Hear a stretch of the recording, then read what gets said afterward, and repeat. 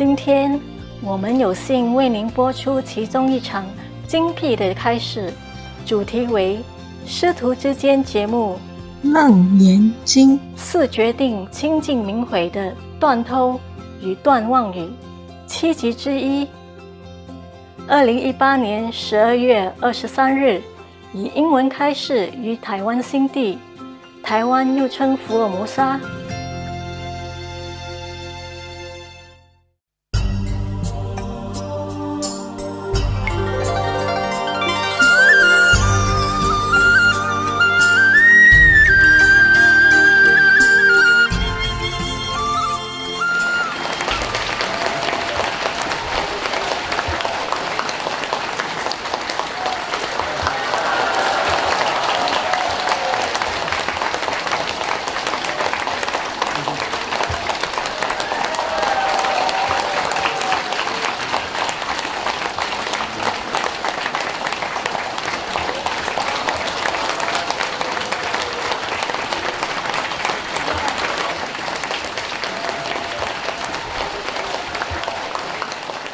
Hello there.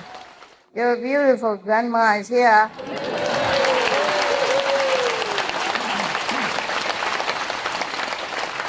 New stuff.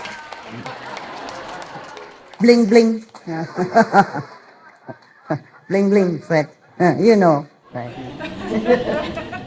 I joined the brothers. Bling bling. Okay. This is called something like enlighten or something like that. Awaken. You know better than I do. God, what kind of designer who doesn't even remember what she designed? Told you, grandma, huh? She forgot many things. Too busy. Too busy about things that's not important. Some important, some are not. Okay. Hi then, beautiful people, handsome guys, tough group. Okay, how are you today? You have good food? Yes. Enough food? Yes. Okay. That's the main point. Yeah. Far away from home, no wife, no husband, no beautiful karma children. If no food, then what to live for? What come here for, right? And bring in the weather so that you know you're at home. Especially the Western, from England or something.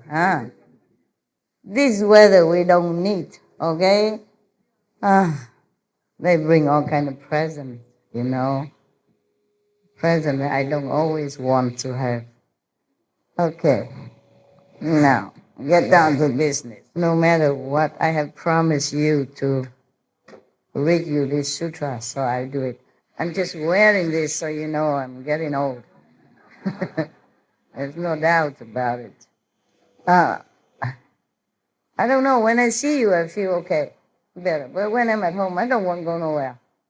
I don't want to get out. I don't want to dress up. I don't want to even eat. Today I did not eat.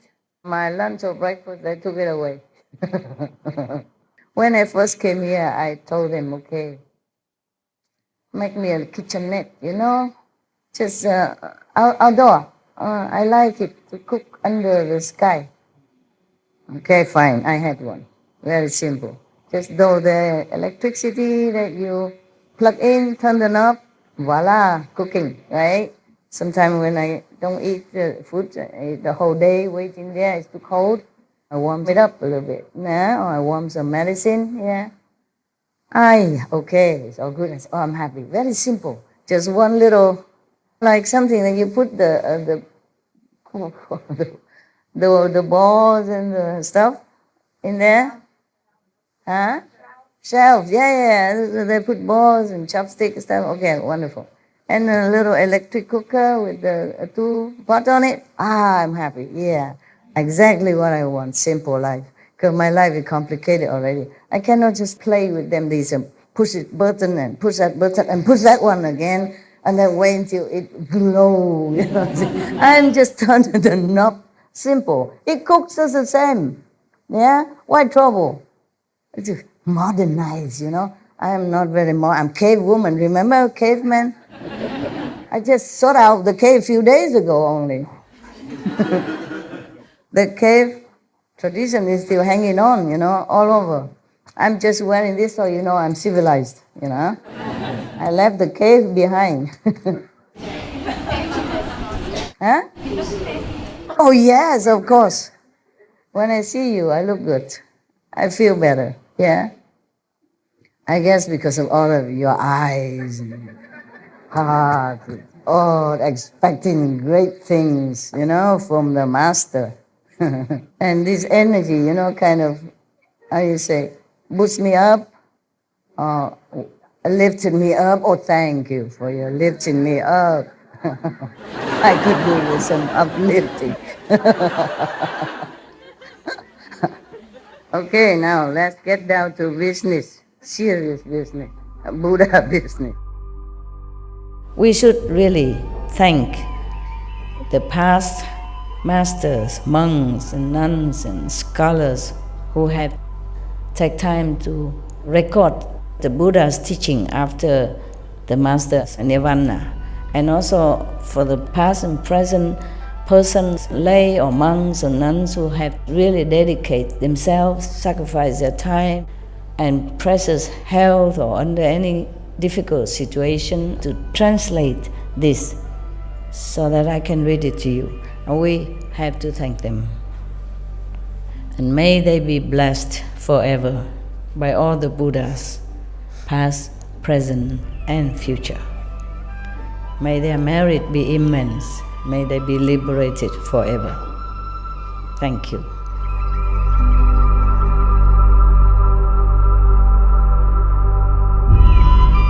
According to Buddhism and the believer and the tradition, when you read sutra and all that, you have to put on incense, flower, you know, and bow to the sutra first and thank all the Buddhas and Bodhisattva in 10 directions, all respectfully, before you read it, okay? And then you cover the sutra also with silk, or, you know, beautiful cloth, and I just make it more popular. Yeah, more easy, simple. And I apologize to all the Buddha. I say if I done something wrong, according to the tradition, my heart is full of respect. It's just that I cannot always do that. So please, all the sin, whatever I've done wrong, is all on me. At least other people, they hear the names of the Buddha, according to the sutta, they will get benefit. Yes.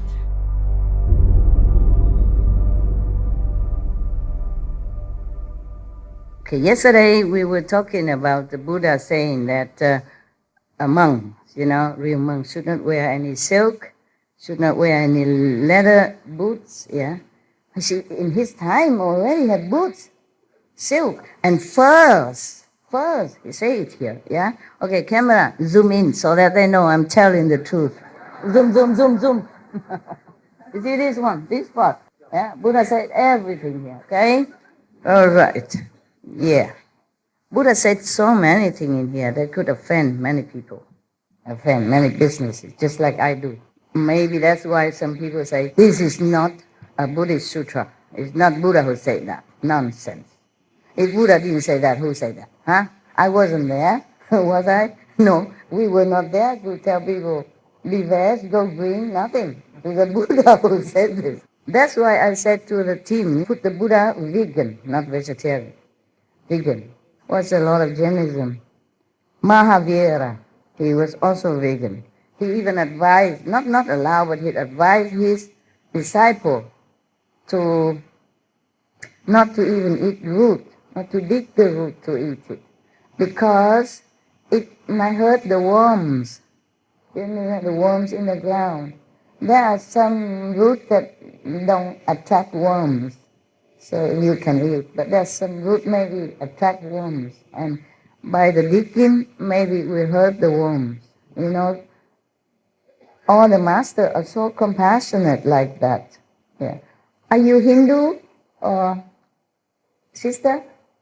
Hindu, right? Yes, yes. Hinduism also emphasized ahimsa in any form at all. Yeah? Not to talk about going to war or killing animals, to each other, to insects, to everyone. Now, Buddha is no exception. The Lord Mahavira is no exception. So, not wear silk, not wear leather boots, not wear furs, not wear down. Now, from the birds, the geese, young feather, yeah? Yes. Originally, I thought only when the feather fall down naturally, but maybe by the demand of the industry and the people, maybe they pluck, especially the little chicks. They care nothing.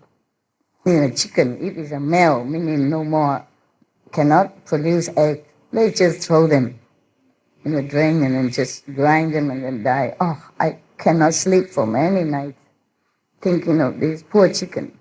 Oh, God. Yeah. Okay.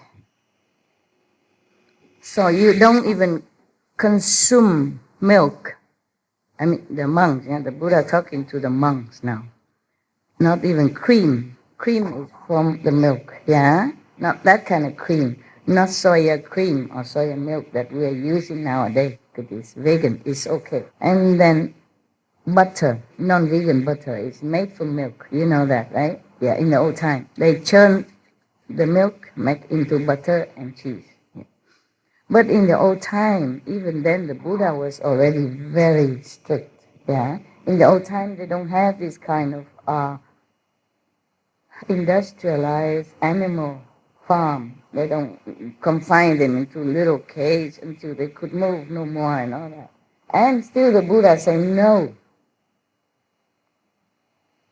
Not to talk about nowadays, they just abuse them and force them until they could not walk, they could not stand no more. This is really cruelty at the utmost. So no butter even. Then this person who avoid all this will really transcend this world. Okay. When they have paid back their past debts, they will not have to re-enter the triple realm. Oh, for avoiding this, you will not enter the three realms, meaning hell, hungry ghosts, and born as animals. Animal without this kind of holy essence, not like Buddha when he was born as an animal, just to make affinity with other beings, yeah, with animals and all that. Also, astral being is another three realms of existence, which is the low heaven beings, the humans, and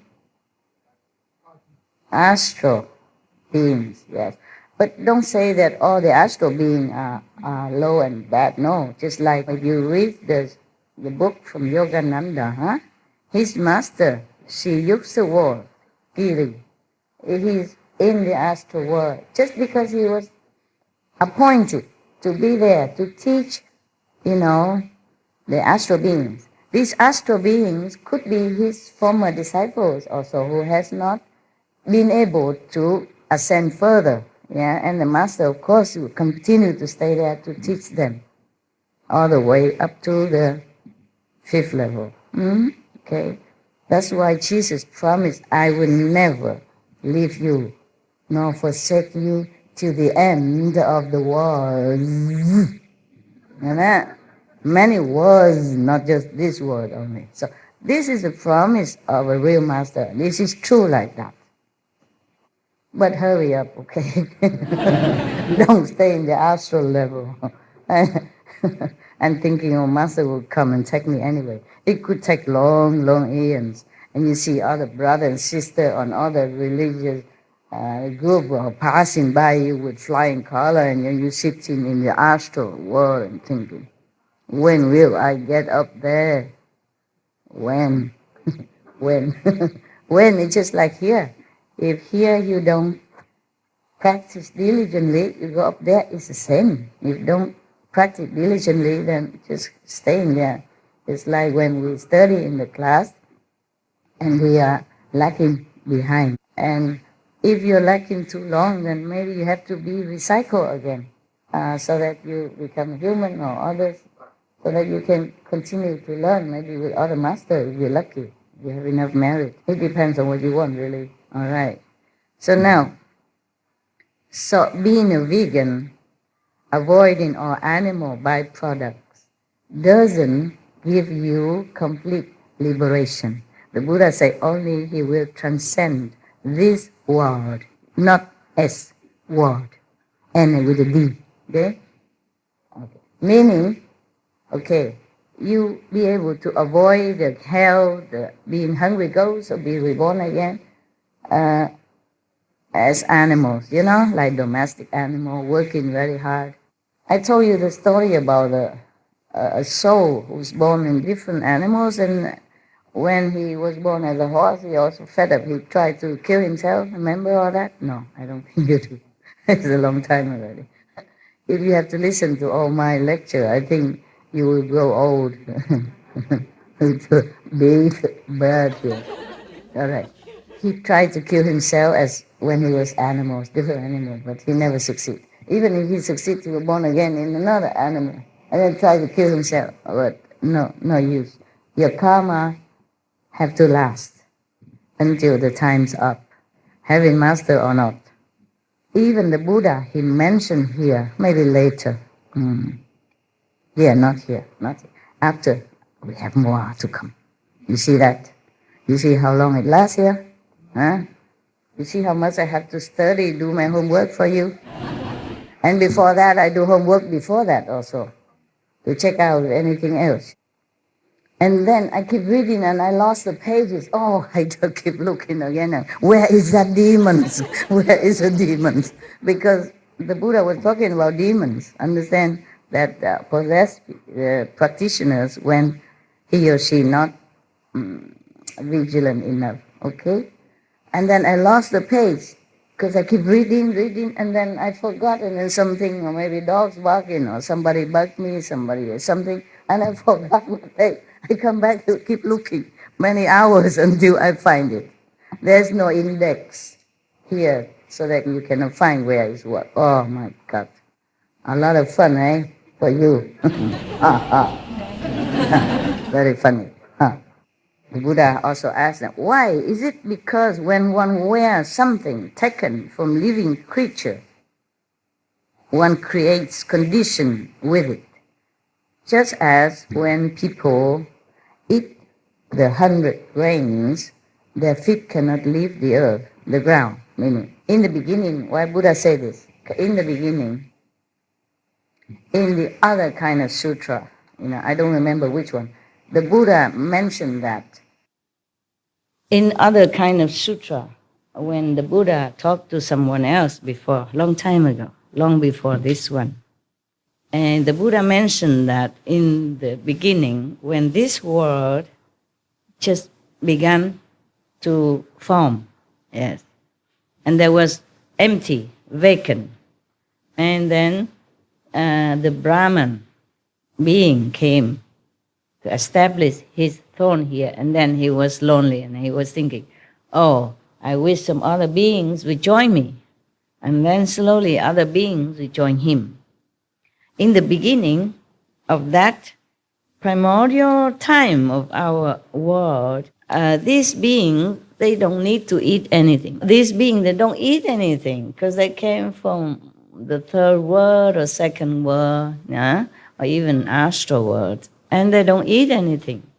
Therefore, they can fly everywhere. Yes, and they just live their life almost like the way where they came from, like from heaven. Yeah, the heaven people, they think and they just get what they want. They think and they just fly. If they want to go to Kaohsiung, they think of Kaohsiung and they just go, flying. No need airplane, no need buying, booking, passport, nada, nix. How nice. That kind of life is heavenly life. And then slowly they live in the world, then they bore, they play, they frolic around, and then one day they saw some form that manifests itself on the sea surface. And then they taste it. Oh, it tastes good. It's sweet and nice. That's the first time they ever tasted some physical substance. Okay, and then, they continue eating that. It tastes sweet. I guess it's seaweed or something in the very primary form, yeah? They eat, they like it, and then they eat, okay. And later they begin to feel like they should eat. They get the habit of eating. And then they look in, there's no more form around. The sea doesn't supply enough, so they go look something else. They see some crawling plants or some with flowers and look good, so they tasted it. It tastes good. So they continue eating that. And later they saw some fruit from the trees, and they try that. Then they eat that. Oh, feels good. And so they continue eating one thing after another. And later they found some grains, and then corn and stuff like that abound on the earth's surface. They keep eating one thing after another. And then, the more they eat, the shorter they can fly. The more they digest these earthly food, the lower they can ascend their body. And then their body begin from the etheric body, from the light body, it become more and more coarse and dense. And then slowly they cannot fly no more. And we are the descendant of these no flying people, according to Buddha, story. Now, the Buddha mentioned here, like the human who eats 100 kind of grain, meaning a lot of grain, doesn't mean we eat all 100, but, like 500, 2,000. 800 kind of grain cannot leave the ground, cannot lift his feet up from the ground. That's why I want to explain this to you, why the Buddha said that. Got it now?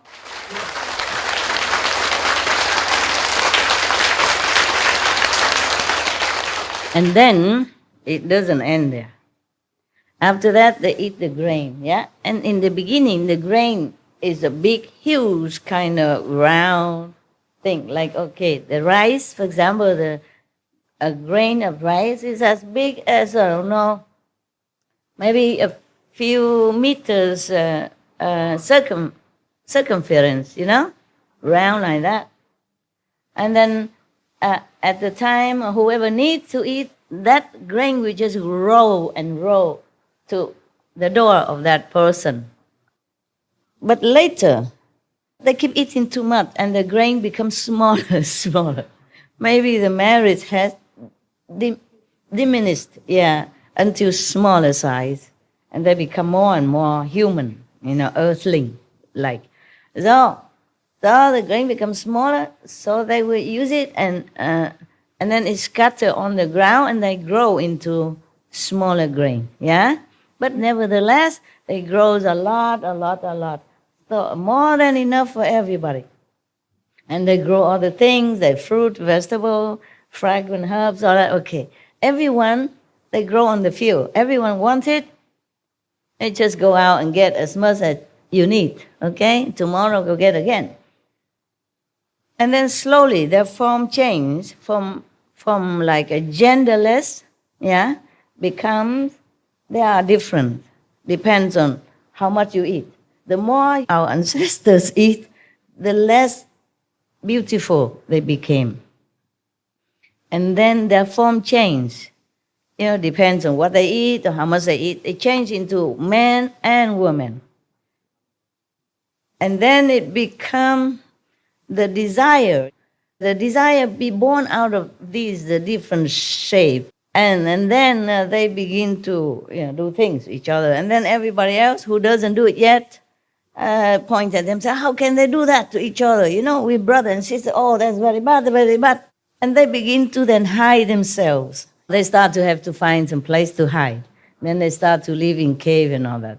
And there's not enough cave then as people begin to desire each other and try to couple with each other.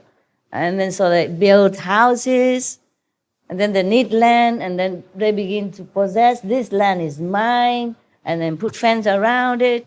And then later, because they are too busy with each other, man and woman, they're lazy. They don't want to go out into the field where the food were growing for them. So they don't want to go every day to get it.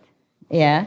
And then so they go out and take a lot to their home at one time. So they don't have to keep going out again. And therefore it becomes food shortage.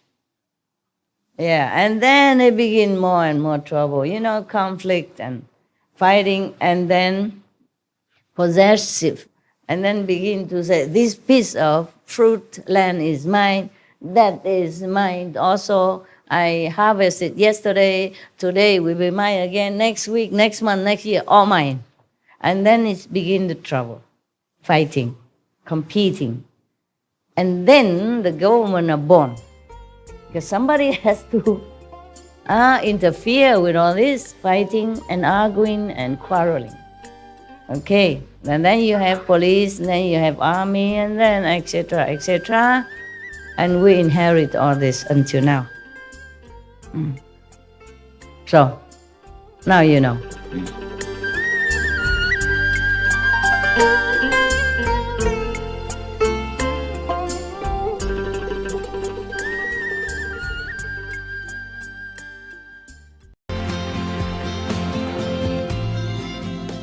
今天我们有幸为您播出其中一场精辟的开示，主题为师徒之间节目楞严经4决定清净明慧的断偷与断妄语7集之2 2018年12月23日以英文开示于台湾新地，台湾又称福尔摩沙。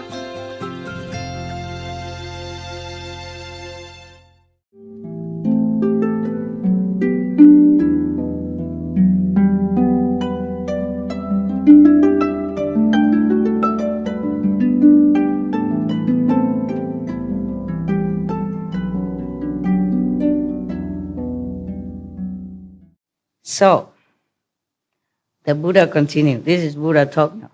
So, both physically and mentally, one must avoid the bodies and the byproducts of other living beings by neither wearing them nor eating them. It's so clear.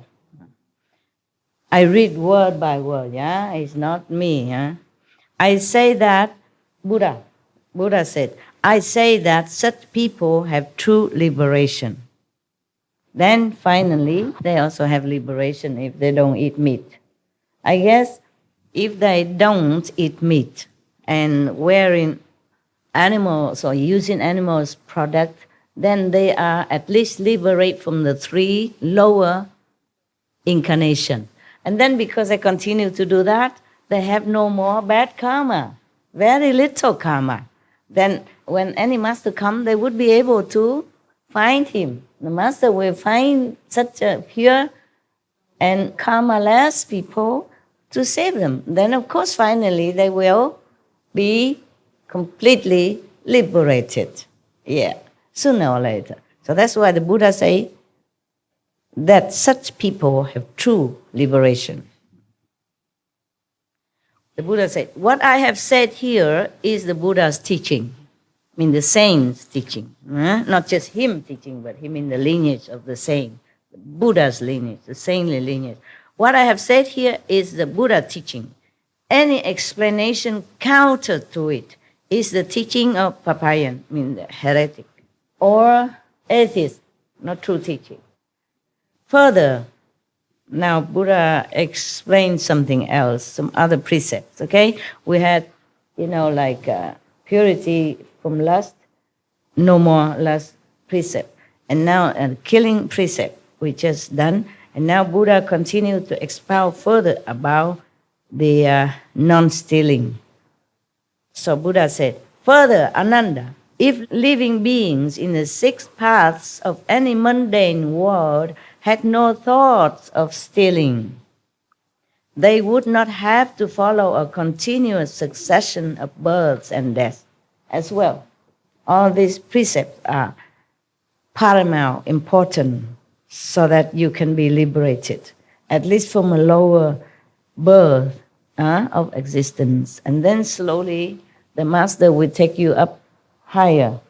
So the Buddha said, your basic purpose, meaning to Ananda and the monks at that time, your basic purpose in cultivating samadhi is to transcend the wearisome defilement.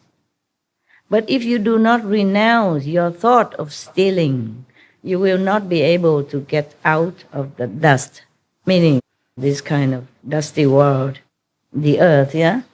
Even though one may have some wisdom and manifestation of chant samadhi, mean meditation samadhi, one is certain to enter a devious path if one does not cease stealing. At best, one will be an apparition. On the average, one will become a phantom. At the lowest level, one will be a devious person who is possessed by a male ghost. So it's no good. All of them no good. Even the highest, the middle, and the low, no good, no good. These devious hordes have their groups of disciples as well. Imagine that. I thought only I have disciples. Now ghosts even have disciples. Fancy that. I was so proud, and now I don't think I'm proud anymore. Huh? Even ghosts have disciples. What a big deal about me, huh? Having disciples like that. These devious hordes have also their groups of disciples. Each says of himself that he has accomplished the unsurpassed way, mean Buddhahood, enlightenment, complete enlightenment, that's what I mean. Unsurpassed, nothing can compare to their way of accomplishment. That means they are on top already. After my extinction, the Buddha extinction, in the Dharma and in age, these phantoms and apparitions will abound, spreading like wildfire as they surreptitiously cheat others, calling themselves good, knowing advisors. They will each say that they have attained the superhuman abilities, enticing and deceiving the ignorant, or frightening them out of their wits. They disrupt and lay waste to households wherever they go. Very destructive group of ghosts, of apparitions.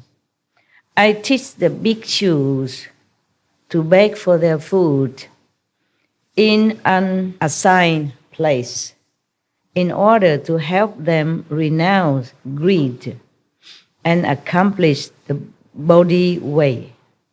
The bhikshus do not prepare their own food, so that at the end of this life of transitory existence in the triple realm, they can show themselves to be once returners who go and do not come back.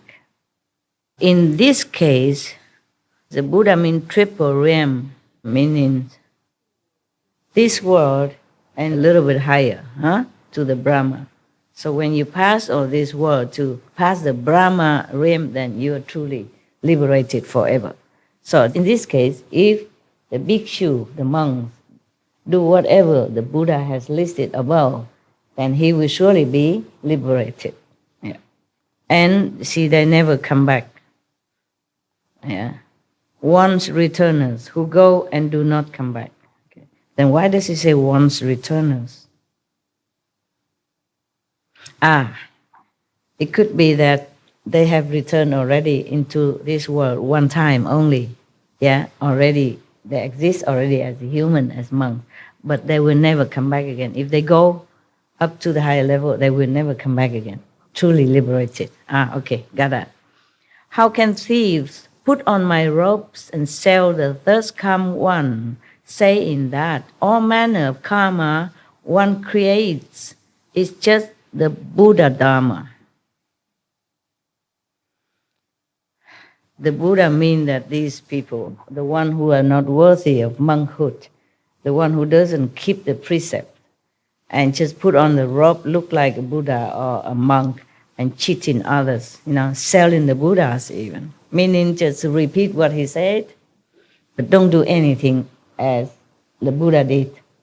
And just cheating people just to gain their fame and richness, comfort, life, or make people respect them, bow to them, just to gain their own benefit.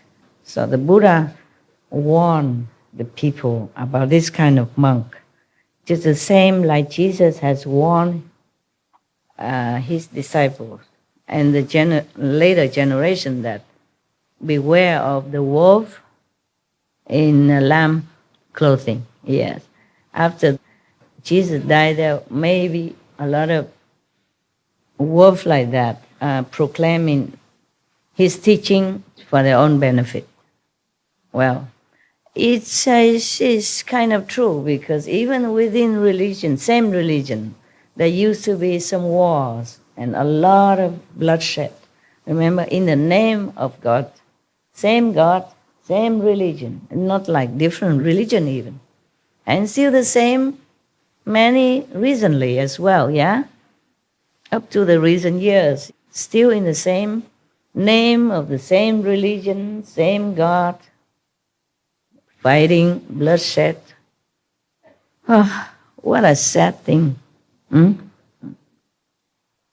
So the Buddha continued to say that these so-called monks, so-called fake monks, will slander those who have left the home life and regard bhikshus who have taken complete precept as belonging to the path of the small vehicle. Because of such doubts and misjudgments, limitless living beings fall into the relentless hell. Not only these people, they sell the Buddha teaching for their own benefit, but they also misled other people to fall into the wrong concepts, the wrong way of life, and or go to relentless hell. It is non-stop punishment, relentless. No respite, that's what it is, right? No stop even for 1 second. In some hell, you have a tea break. I told you that story. But this hell, no respite, continuously. You cannot die, you cannot live, nobody helps you. Nobody hear your voice. You don't hear any of the saints' name in that kind of hell. You don't have even a nanosecond to even think of anything good, like saints or Buddha, Jesus, nothing in such a hell. In such a situation, it's made to you like that. Make you completely forget about everything, just suffer too much, relentlessly, continuously, that you cannot even remember 1 nanosecond about the Buddha or anything. This is a terrible hell to fall into. And it go on forever. That's why they say non-stop and relentless. I wouldn't wish anyone to fall into that kind of hell. Please keep the precept. At least you won't fall into hell. Even if you don't believe me, don't follow me, keep the 5 precepts for your own sake. Don't have to believe me, just be a good person. Meditate if you can. If not, keep the 5 precepts. Anyone who keep the 5 precepts and never kill anyone, never has harmful thought to anyone, at least he can be reborn again as human. Even if they eat meat, but because they don't know, ignorant, and they eat meat, but they have never killed themselves. They never killed the animal themselves. Then they still continue to be born as human until their merit run out before they even meet any master. If they meet the master, any enlightened master who has the power to liberate them while they're still in human form, that's lucky people. Because their merit is still have to attain to remain as a good human, healthy and sane intellect, to understand what the master is talking about and follow a master. But if their merit run out, or they become handicapped or mentally incapable, then even they meet the master, useless. Understand? They don't understand what is it all about. They have to understand what the master teaching in order to uphold it, to follow it. Then they can be liberated. So keep the 5 precepts. Always think good, do good, and help others if you can. Then you'll be surely reborn again as good human. Have a decent life, or maybe a rich life. Depends on how much you give and how much heart you have while you're giving it. How pure you are when you're giving. Yeah. Then you'll be rich or medium rich or poor accordingly. Okay? Yes. Master also no exception. Not because you are master and then you can just live recklessly and disregard it of the law, or no helping people, no sympathetic to people, and no charitable heart, then also no good. Actually, before you became a master, you must have been trained all that already.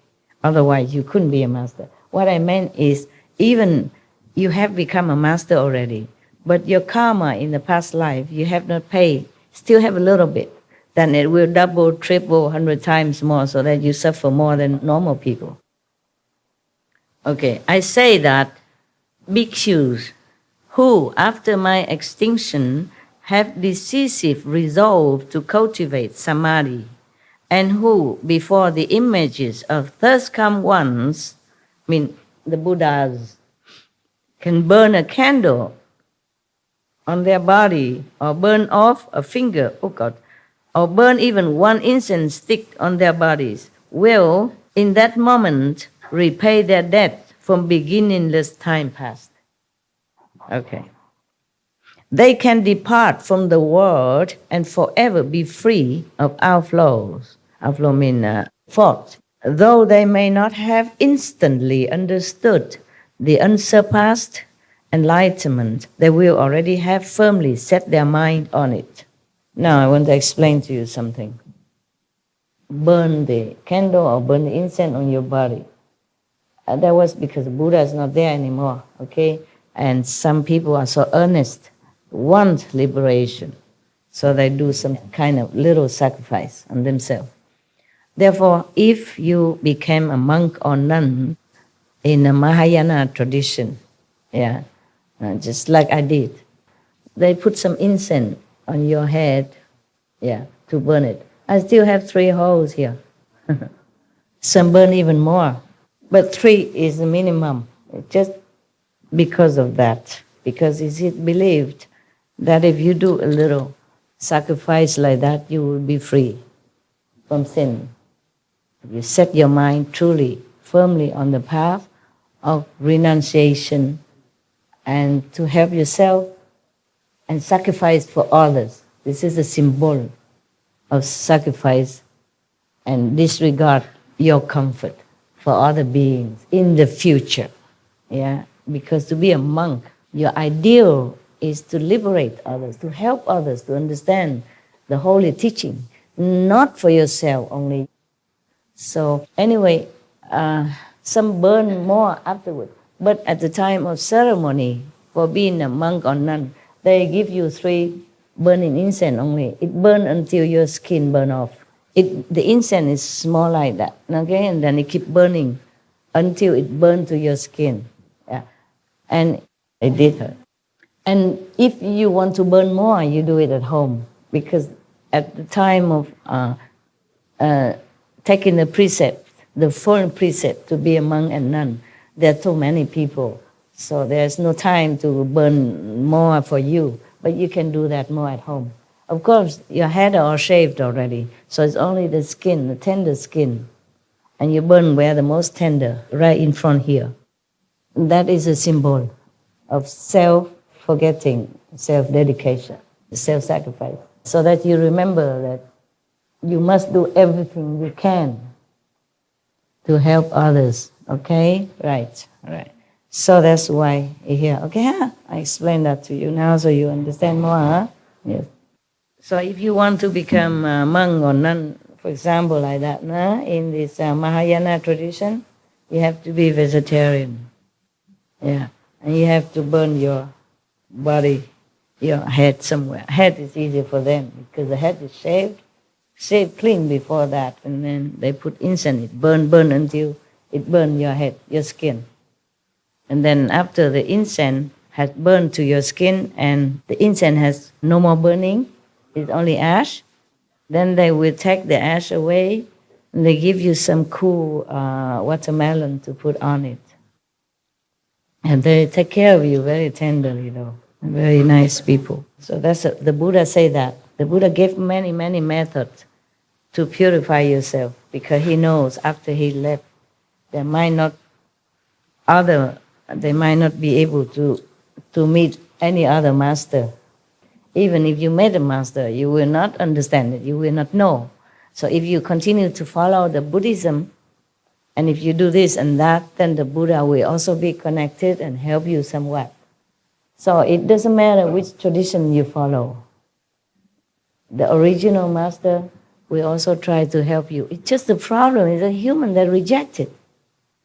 Jesus, for example, Jesus always tried to help invisibly, but humans that reject him. Or the Buddha reincarnate even, or master any, they reject him. They're waiting for Maitreya, they're waiting for second coming, third coming, fourth coming. They're waiting forever. That's why I don't want to make a Jinhaism.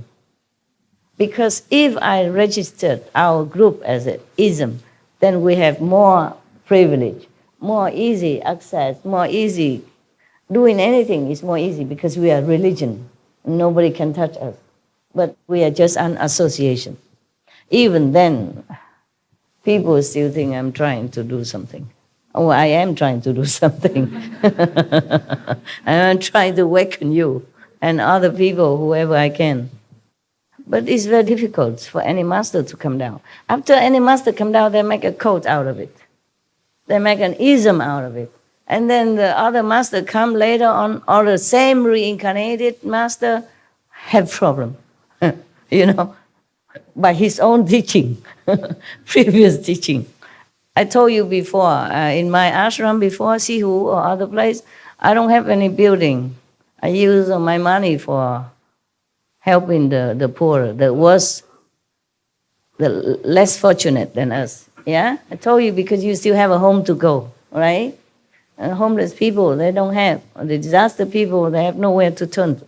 Yeah? Even if you get wet here, tomorrow you go home, you have dry clothes, okay? Even if you sit in a tent, so what? Even you have a tent. Disaster people, they don't have a tent. Homeless people, they don't have a tent. Therefore, I use the money for other things. I did not build any ashram at all. And then I told you, don't worry, just wait until I die. You have a lot of churches, maybe. Qinghai church is possible. You see, after the Buddha, when he was alive, he would go begging for food. And now, beautiful temples everywhere. And if the Buddha reincarnated, he has to pay a ticket to go in, maybe. Or have to buy some incense or fruit to make offering or something, or have to register as a Buddhist or something, or the same with any religion. When I was in the Himalaya, I normally sit outside and meditate on the rock or somewhere outside, outside in the forest or something. But some days it's too hard or too cold or something. I went inside one of the temple to sit. And the monk kicked me out. Out, no, you cannot sit here. Yeah, I just sit and meditate only. And my legs were cramped or something. I couldn't get out fast enough. So I crawl out. Yeah, I'm going. I mean, I'm crawling out. Yeah, it's like that. Yeah. Maybe I should have make an offering or something. I was almost penniless, okay, when I was in Himalaya.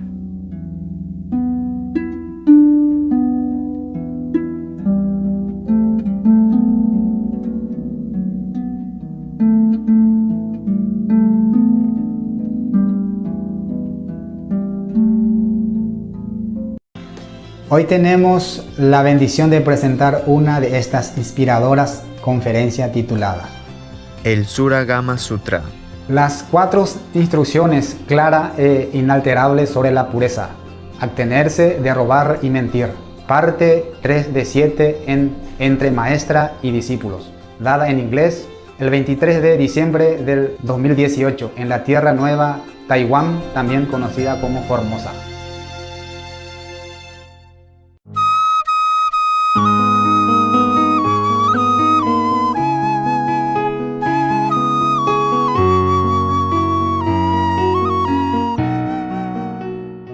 All right, continue with the Buddha, huh? If one does not practice any of these token renunciations of the body on the causal level, then even if one realizes the unconditioned, one will still have to come back as a person to repay one's past debts, exactly as I had to undergo the retribution of having to eat the grain meant for horses. The Buddha had to one time eat the grain that meant for horses or other food meant for horses for 3 months. Probably because he has a little bit of debt he did not pay. But if he had probably burned the incense on his body, then he has paid the debt. Then he didn't have to do that. You see, Buddha very compassionately explained all this, and he even confessed his own debt at his own expense, not wanting the disciple to worship him as a perfect, flawless, enlightened being, but still has some debt to pay from the past life. But this is a Maya arrangement that way, so that the Buddha had to have some debt. Otherwise, how can a Buddha ever had any debt? He's been a Buddha for, you cannot even count how many eons or kalpas already passed. He even confessed that. He has mentioned that if you burn a candle or incense or finger or one incense stick, even one incense stick on their bodies, anywhere, he didn't say on the head, but on their bodies, and then will in that moment repay their debts from beginningless of time. That's why I became a monk, in case I have debt. A lot of debts before. So I guess I'm free of debts now. And all the karma is yours. Yeah. Yours karma on me. Because I have burned the incense. Not just 1 incense, but 3. The Buddha said here. That means I don't have karma. Actually, before that, before I became official monk, I was in some ashram, walking, going from one ashram to another, looking for masters. And several people always look at me and say, oh, you don't have any karma. Look at my hand, or look at my face. Say, oh, you have a bodhisattva eyebrow. I don't know what bodhisattva eyebrow look like, but I did have it according to them. And look at my arm and my hands. Oh, you have no karma. Not at all. That was before I became a monk. Okay? Yes. And then I became Tibetan monk. And I became Hindu monk. And then finally I became Buddhist monk. I try all traditions. So if I wasn't clean by the Tibetan monk married, then I was clean by the Hindu monks married. If not, then I triple it by become Buddhist monk. So actually I was free of karma. So whatever happened to me is all your fault. Your fault. Lovely karma, yes. It's nice to blame somebody else. It's easy. The most easy way, is to blame everybody else. Yeah. I do the same. It's fun. Okay, now, when, the Buddha continued, when you teach people in the world to cultivate samadhi, they must also cease stealing, This is the third clear and unalterable instruction on purity given by the third-come one and the Buddhas of the past and the honor ones in the past. I mean, many Buddha. One Buddha after another, all the Buddhas teaching this way, all the saints, all the third-come ones teach this way. The precept is important. That's why even if you become a monk or not even you burn incense, you still need to take precept. You take the precept so that you always go straight, you know. I give you only 5 precepts and you complain and sometimes you don't keep some of it. If you become a monk, 200 something precepts, monks and nuns similar, understand me, in the Buddhist tradition. I don't want to tell you this because if you know it, you have to keep it. Because you're lay people, so I cannot tell you. You understand me? Yeah. All kind of precepts you have to keep, not just 5 precepts. But these 5 precepts, even as Buddha mentioned here, are the main one. Okay? Because if you don't keep your mind pure from lust, other precepts also will be kind of depleting and, how you say, lacking. Okay? For example, if you're lusting after a woman, and maybe she's already married, or she's unattainable, and then, I don't mean you, but I mean some people who lacking of moral standard or lacking of self-control might try to find a way to harm anyone that get into his way to possess that woman of his desire. And then other precepts can also be broken. Therefore, the 5 precepts are the mother of other precepts, okay? All right. Keep them. Keep them with your life, okay? It's not just a written words. It is your life. It's your guaranteed shine for happiness ever after. Even if you stray from my teaching, keep the 5 precepts, okay? Because if you don't, you will be very terribly regret when you go to hell and undergoing all kind of payback, punishment. Okay, huh? I don't want that to happen to any of you or anybody at all. But you already been taught right from wrong, so you do keep it, huh? It's not that difficult. 5 precepts is a very simple rules which should not be even a precept. It should be like a standard living way of a human, a decent human, not to talk about saint or practitioner or anything like that. Keep them. In Catholicism or Hinduism or Jainism, they all keep precepts. They all have this kind of basic ahimsa. No harming to others, yes? And stealing is also harming others in a different way, yeah? Because if you steal somebody money or something that he or she needs, then you discomfort that person. You make her and him, hers or his life not smooth, and then you make him worry and then distracting him or her from their daily routine or efficiency to their work, whatever they're doing. So when you do something, think twice, okay, before you do it. That's all, very simple. Whatever not yours, even if worthless, don't take. Very simple, okay? Is that difficult? No. Been told decades already, huh?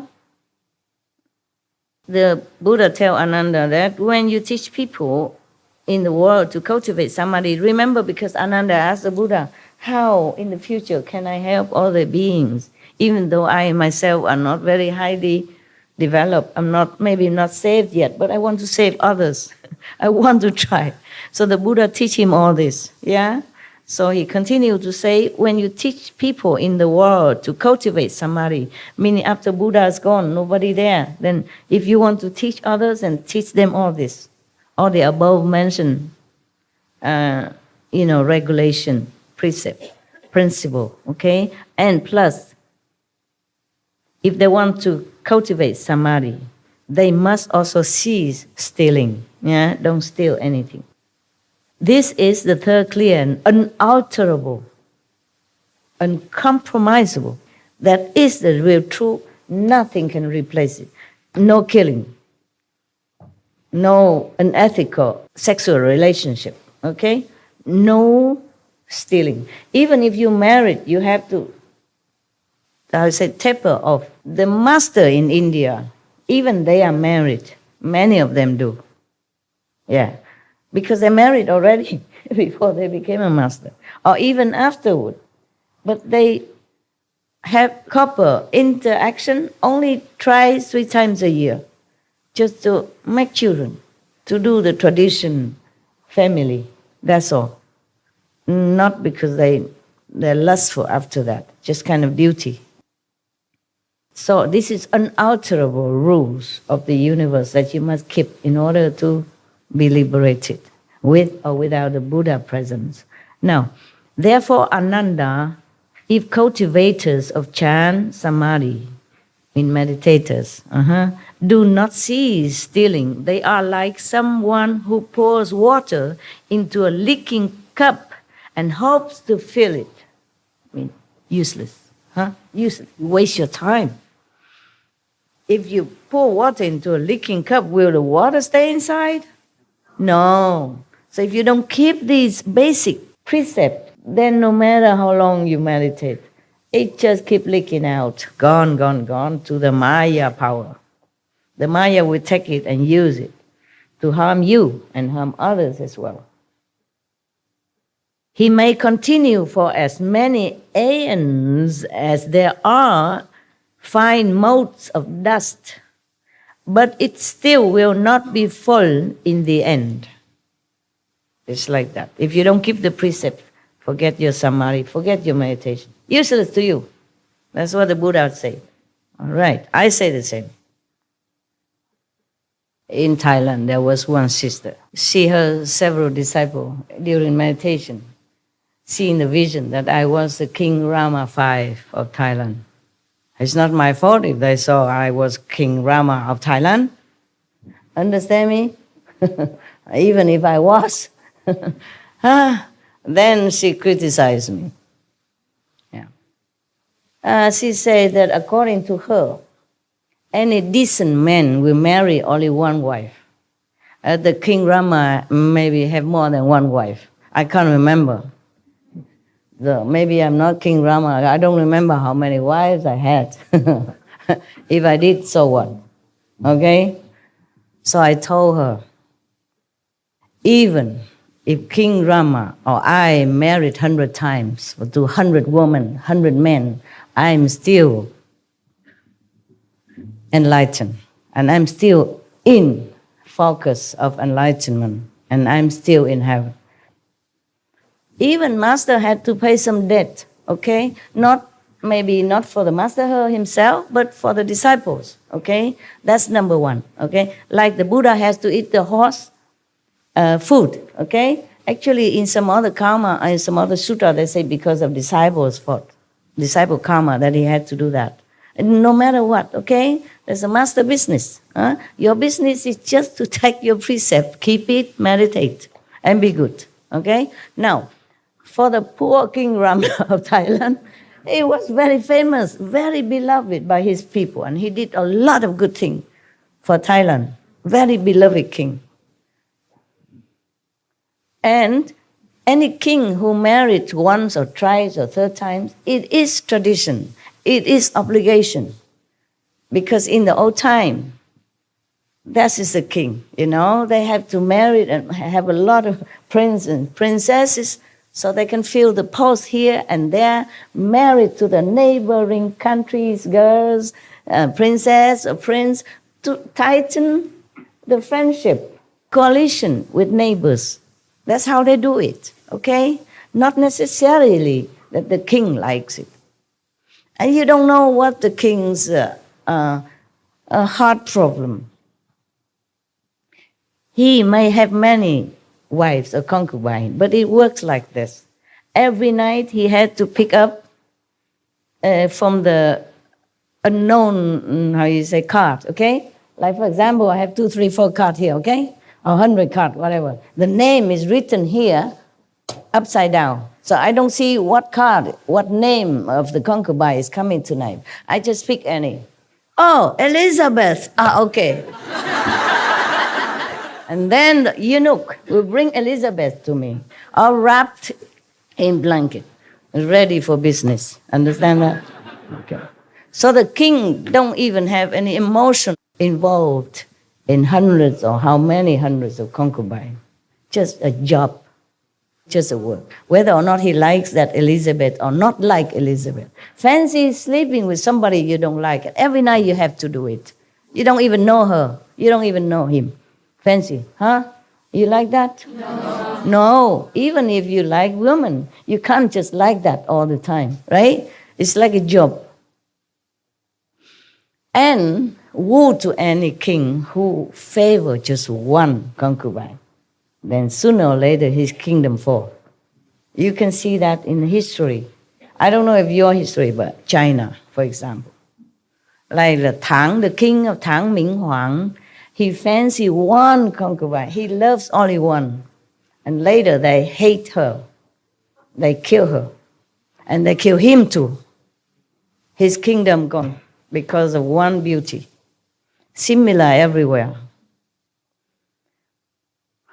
One time in Vietnam, one king, he loves one of his queens very much. But he has to kill her because it disturbed him too much for his state affair. One time he sent her with a letter, sealed, with the king's seal, and she cannot open, she doesn't know what is inside. Nobody allowed to. He sent her to go to one of his generals with the letter. Inside he said, please kill her so that I will have peace of mind to take care of the country's business. He can't allow himself to be too much entangled in this emotional so-called love affair, even though he's entitled to it. It is very sad, but being a king is not that easy, okay? There's other king also, if he favor one concubine, he's not allowed to. Even if he allow himself to do that, the whole court, royal court, or his mother, his advisor, they won't fancy that. They won't allow that. Sooner or later, he has to give her up, or the kingdom will fall because they will not support him. Because other ministers don't support him.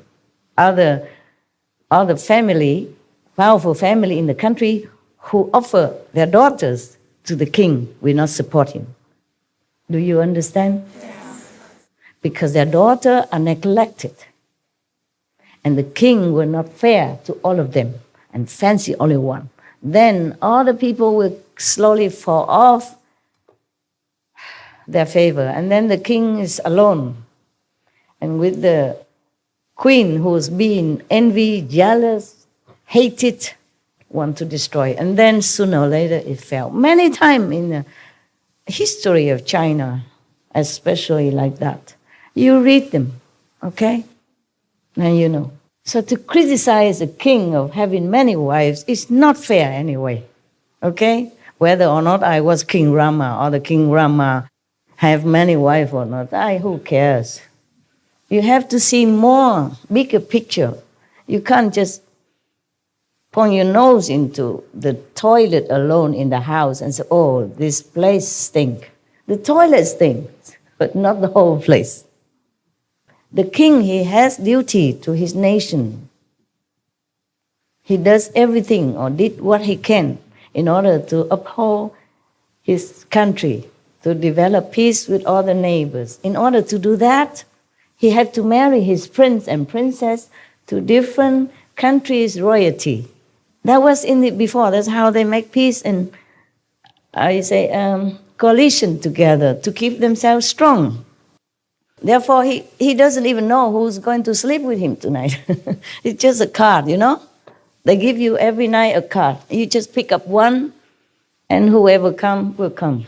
There's no like, okay, every night romantic and stuff like that. It's not. I mean, and if you want to have a romantic one like that, then you're doomed sooner or later. It's like that.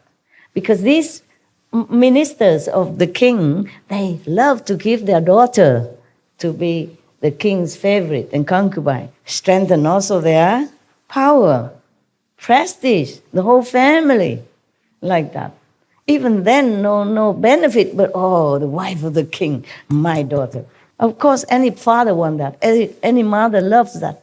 And therefore, the king was offered many from the minister or sub-ministers or the generals or the, whatever you name it. Yeah, they all have, if they have daughter, they offer to the king. And the king had to accept it so that they will be loyal to him, support him, yeah, make him strong and the country stable. If the king alone, how can he do anything, yeah? Even though he's so-called supposed to be the most powerful, but he doesn't have anybody support him. The general don't want to protect him. The minister don't want to help him. The ambassadors don't want to make relationship better with the other country. How the kings are going to govern anything? In the old time, relying on that. You see, nowadays we have many more better communication system. Yeah, we can go directly to another country. Being a king, you can go directly, or minister or prime minister, you can go and shake hands with a neighbor country quickly. In the old time, you have to rely on all these supports around you. All support you get. Therefore, he has to have many wives. And he has to be fair to all of them, and that is the rule. He cannot pick one or two or three. Just have to treat all of them. Every night he has to sleep with one different woman. And they take turn, you know. If they have 100, then he has to keep every night one until the 100's done and then return. He cannot have one wife, 2 nights, 3 nights. Just one. He likes it or not like it. It's like that. Even in China history, one king, he cannot have children. It's just like some men don't have children somehow, you know. Maybe their destiny, maybe they are not potent. So that king has no children at all with all his queens and, you know, second queens, third queens, concubines. No one bear him any child. He is impotent. So what they do? Every night or every now and then they make a party in the palace secret chamber somewhere. And they let the young, handsome, able, you know, potent men go into there and have party with the concubines. And then all the children are born from there, become prince and princess, and also marry off outside as the royal members. So the king still can, you know, strengthen his relationship with neighborhood country, even though he himself has no children. He does that. Very good. You see, so the king cannot even afford jealousy, not possessiveness of any concubine, even though if he is important, he cannot even afford to feel bad and then don't let other men come in and sleep with his so-called wives. He does that for the country. That is the man. No matter how many wives he has, he's a good king.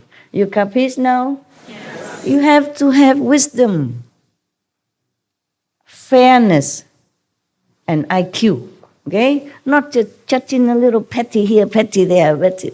It's no good, okay? It's a little mundane, but you should know a little bit, okay?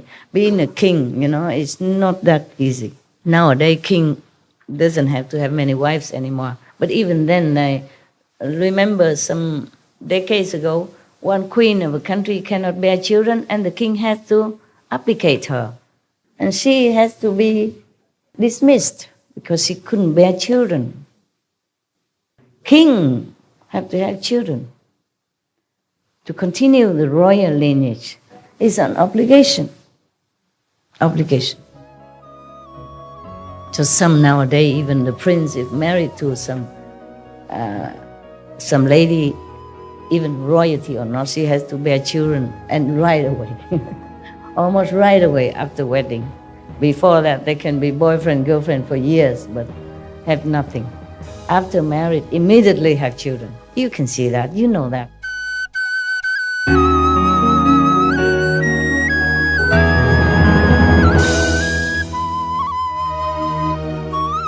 Hoy tenemos la bendición de presentar una de estas inspiradoras conferencias titulada El Sura Gama Sutra. Las 4 instrucciones claras, inalterables sobre la pureza, abstenerse de robar y mentir, parte 4 de 7 entre maestra y discípulos, dada en inglés el 23 de diciembre del 2018 en la Tierra Nueva, Taiwán, también conocida como Formosa.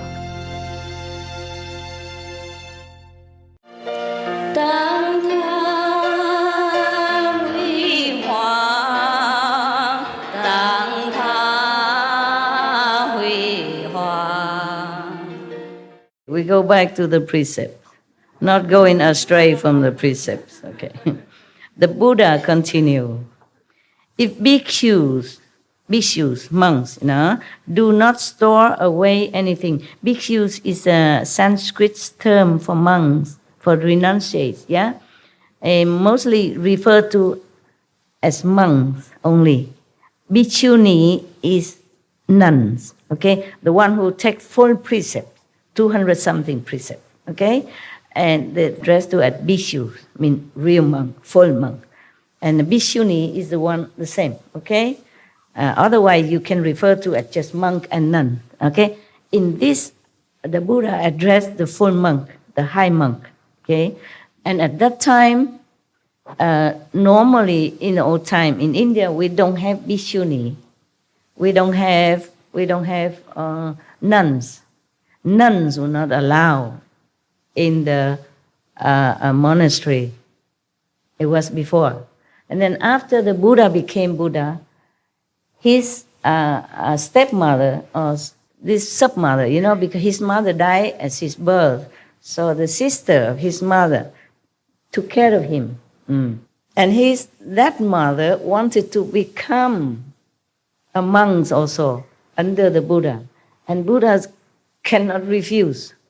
It's his mother, and then his wife and all that. That's how the nuns' order came into being, okay?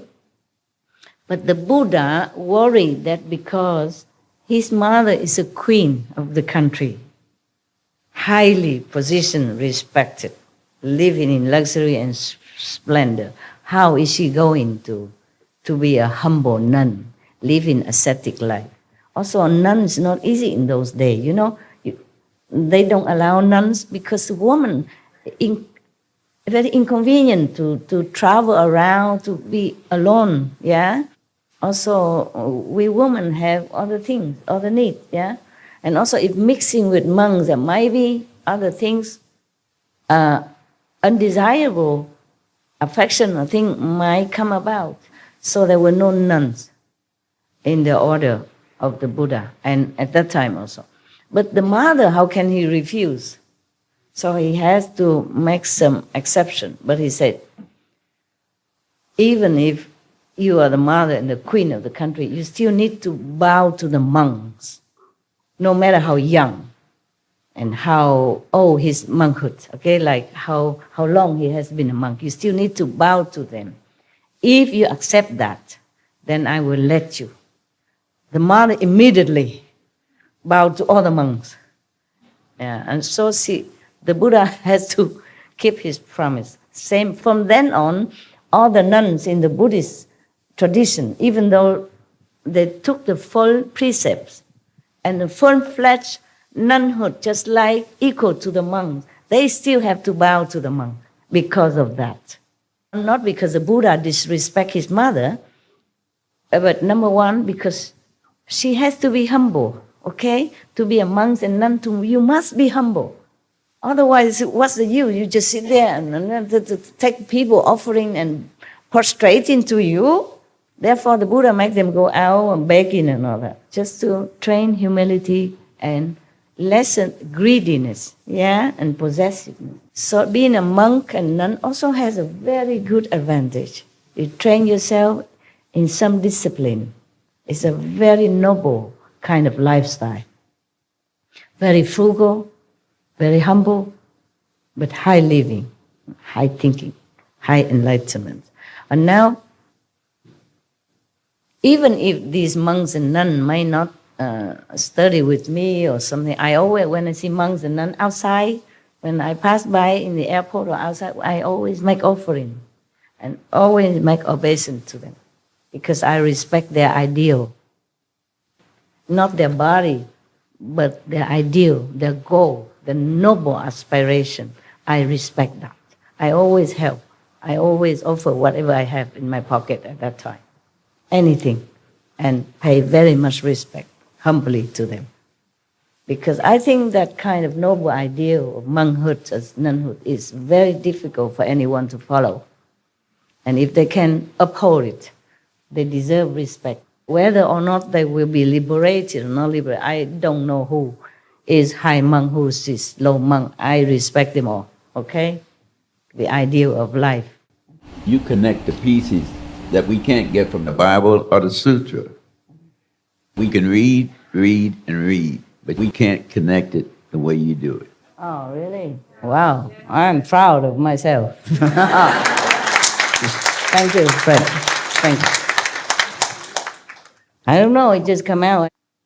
You can see, I always lecture spontaneously, talk spontaneously. I don't have any prompters or anything, whether or not I talk with the public or I talk with you. There's nothing prepared.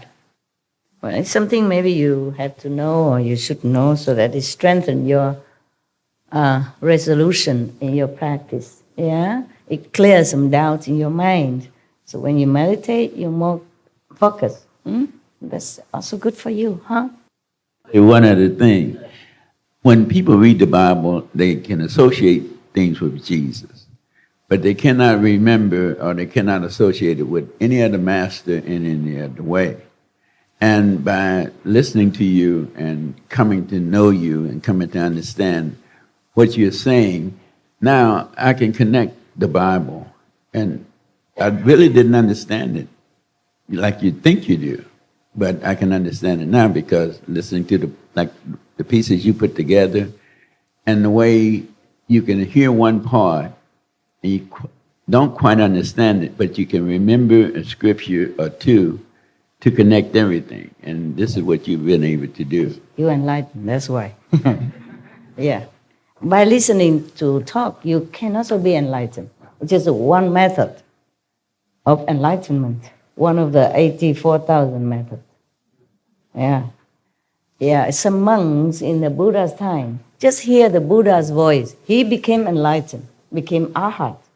And that's how some people get enlightenment also, okay? It's just that Guanyin method is the surest way, the long-lasting, and always can rely on, okay? The Buddha said that, but in another retreat, I will remind you again. I don't think we have time for this retreat, but another retreat, okay? When you go home, work, take a rest for me, and then I recover or do some more of my job, and then we have another retreat, then we go further, okay?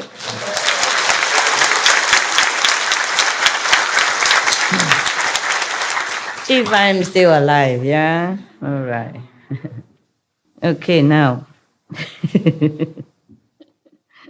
Yeah, because sometimes I'm thinking to myself, can I continue? That's what it is. But thanks to your support and your love and your enthusiastic energy, I survive every time I come out. Survive.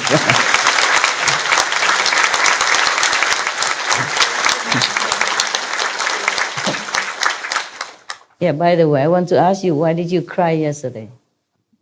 Well, there's a lot, Master, but everything you say answers something that's in my mind. Oh. It's really incredible how I can be thinking or feeling or wondering something, and you just sort of answer exactly what was in my heart. A lot of the things you were saying yesterday were so prescient, immediate to my feelings and my worries and my fears. And you offered me guidance at the exact moment that I was asking a question, and you offered me reassurance at the exact moment that I needed it. Okay. And I am so grateful. Thank you so much. I'm grateful too that you understood. I love you so much, Master. Thank you. Thank you. Thank you. I love you too. And your wife too. All right, my love. I'm glad it helped you. You are a good kid. Anyway, yes. You're very good. I'm proud of you. In case you worry, I'm proud of you. Okay? I think you're a very good kid. Before you came here even. I saw you on TV. You're a good kid, okay? So don't worry. You're fine. Okay, so now you know. The nuns in Buddha time begin from there, from the Buddha's time. Before that, they don't allow women to be nun. Because in India, to be a woman, you should never go out alone anyway. Okay? It's dangerous, yes. And you don't mix with men or outside of your family. But the order of renunciation at that time and before that, it's always men, you see? Men, because they're tougher. They can sit outside under the tree to meditate. They can go out for alms alone. They can endure more, supposed to endure more hardship than women, yeah? Woman is different body makeup, less convenient than a man to be an ascetic, okay? In the old time, monks supposed to be ascetic, yeah. They sit anywhere, they live, they sleep on the ground, they have just a few belongings. Women cannot endure all that. The Buddha was also worried about that his mother, second mother, was a royalty, lived in comfort and luxury, having servants, day and night. How is she going to bear this kind of life also? Not to talk about anything else. But she was determined. Yeah, she loved him that much, and she believed in him so much. So she determined. And then she has become a good nun. From then on, she became a chief of the nun. So anytime Buddha has some more nun, he will always handle it to her to take care. Yes. She was that enlightened. Yeah, but very humble because she knows, she understands the Buddha, she believes him, and she was enlightened. Very good, very good. But at that time, originally, the Buddha doesn't want any nun. Even after the mother begging him, he still don't want it. Because, a royalty and the mother, how is he going to mix in here? And where does she live? How can she endure all this? And is she going to be so snobbish and all the monks will be very afraid of her because she's a mother of the Buddha and the queen of the country? Whew. These two titles scare any man. Not to talk about monks, yeah? And the Buddha worried that monks also very pure and simple. He worried they might feel oppressed, yeah? Uncomfortable around her. So he said, no. But thanks to whom, Ananda. He kneeled down and begged the Buddha, say, she is your mother. Yeah, you cannot differentiate that she's all sentient being. You preach that all equal. He preached back to the Buddha. He gave back to the Buddha whatever the Buddha said. Equality. All sentient being has Buddha nature. And then say, so I think you should also exercise compassion and mercy on your mother. Then the Buddha has to okay. So that's why in many Buddhist nunnery, they also revere Ananda photo, Ananda image, yeah, because he is the one who helped them to be able to follow this noble path. But it's maybe it's good for you to know something. Yes, thank you, Master. Yes. So that you know why is this and why is that. Nah? If I just read this faster, but you don't know much more than the just the written word. There are history in here. There are background, okay? There are facts. and there are contributions of facts into this and that event. Okay. At least you know I'm a real nun somehow, huh? I know something, right, about Buddhism. I don't know how I know all that. It's just too long ago. Somehow I just know, and I read here and there, I guess, huh? Okay, so the Buddha continue. More strict now. If bhikkhus, at that time no nun yet, so he just talked about monks. If monks do not store away anything but their robes and bowls, if they give what is left over from their food offerings to hungry living beings, if they put their palms together and make obeisance to the entire great assembly, humility, okay? Monks have to greet each other that way, respectfully, humbly.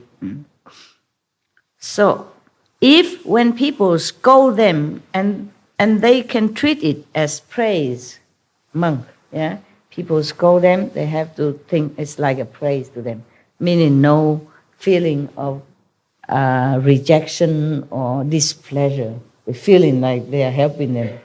Yeah, of course they're helping them to train their humility, no? I'll take away some of their karma. All right, so if they can sacrifice their very bodies and minds, giving their flesh, bones, and blood to living creatures, when needed, if needed, yes.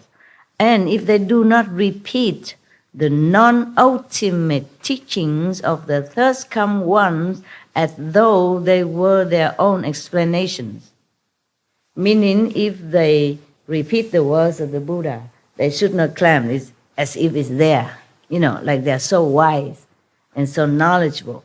But they probably have to credit like, first I have heard, like the Buddha said that, the Buddha said this, not like just talk like, like he knows everything, just as if he's the Buddha himself, possessing all this wisdom.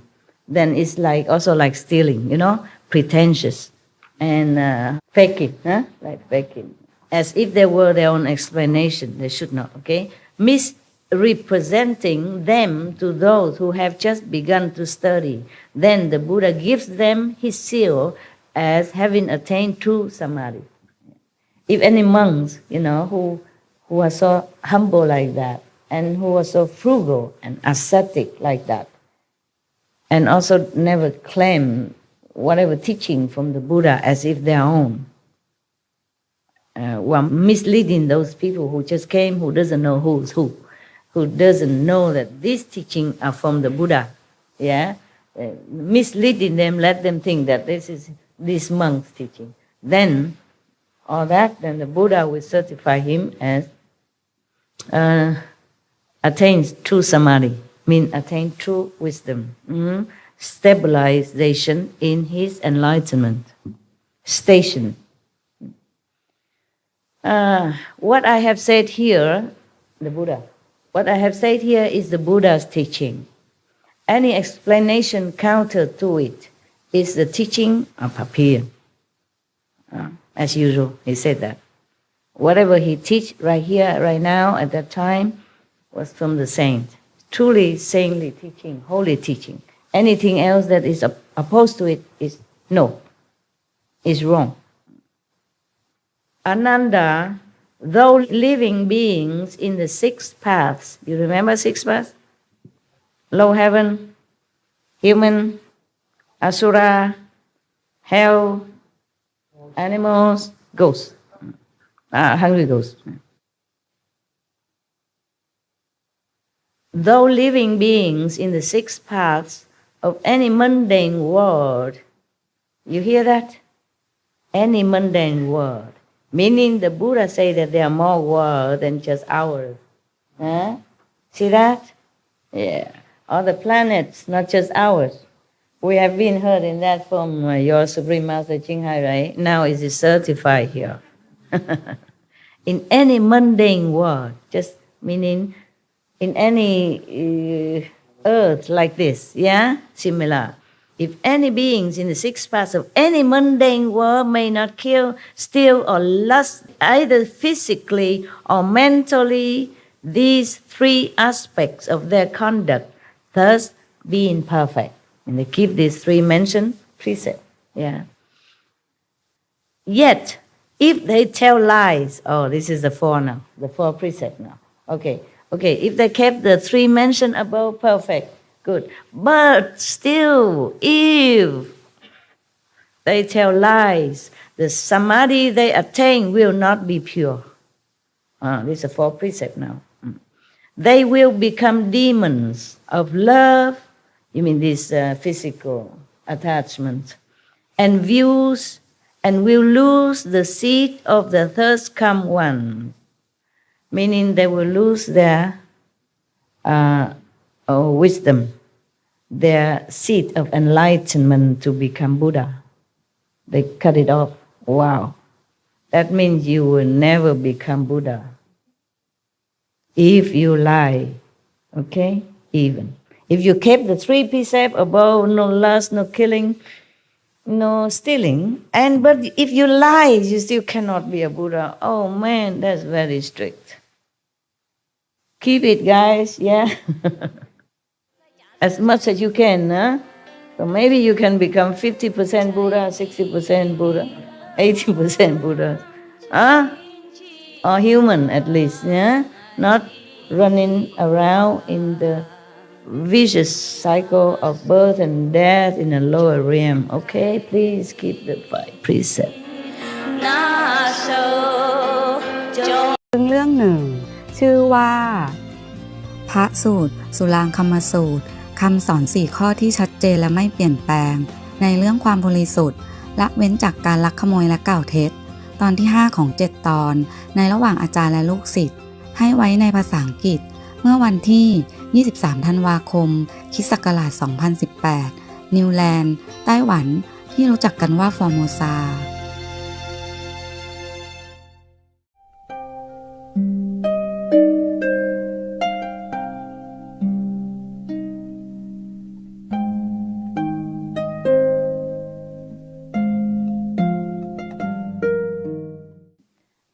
The Buddha continue. They say that they have attained what they have not attained, meaning these demonic practitioners, that they have not become Buddha, but they say they are Buddha, okay?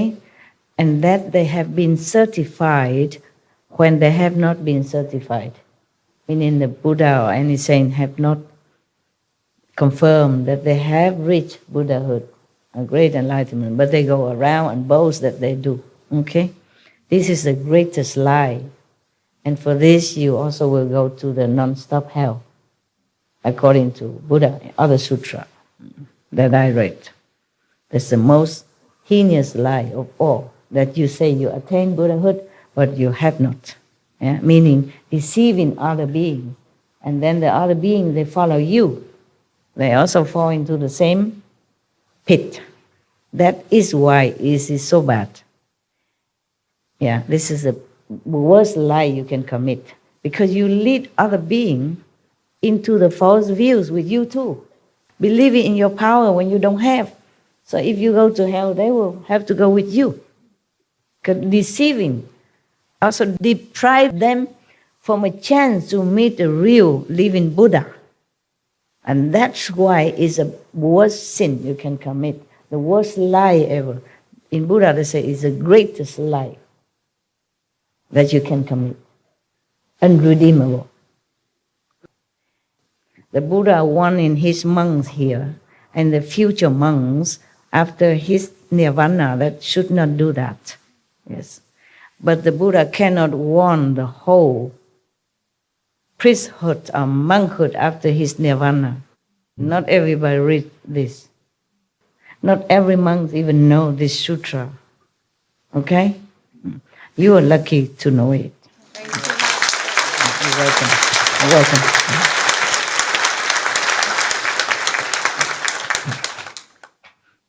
Being a monk and nun is a very noble position, but you have to really fulfill that position with nobility, humility, and above all, enlightenment. Before you even go out and preach to others and let everybody believe you. A blind lead the blind or fall into the pit. Yeah. Continue. Perhaps they seek to be foremost in the world. Yeah, fame, fortune. The most venerated and superior person. Buddha suspect that that's why they say they attain Buddhahood when they're not. Okay? When they have been confirmed as a Buddha and they are not. Okay? So the Buddha very polite. He say, perhaps. He doesn't say for sure they want fame and profit. Perhaps they seek to be foremost in the world, the most venerated and superior person. Perhaps not. Yeah. Perhaps, I also think maybe perhaps or perhaps not. The reason was that maybe some monks or priests, maybe they just ignorant. Yeah. And then puffed up by surrounding followers or passerby or whoever, and then, and then he think he is really enlightened. So perhaps he knows he's not enlightened. Perhaps he thinks he's enlightened. Yeah, because of circumstances. Not necessarily that he wants fame or profit.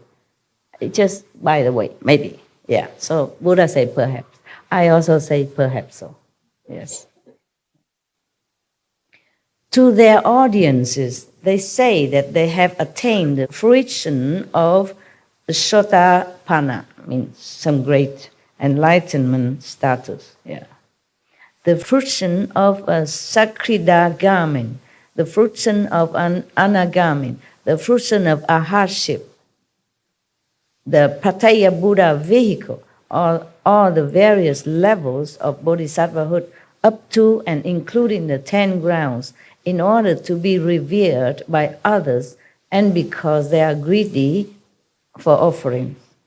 Buddha say perhaps, or this reason that some people claim that they have become Pattaya Buddha or they have become such and such Bodhisattva or just one time only return and never come back again, etc., etc., at different levels.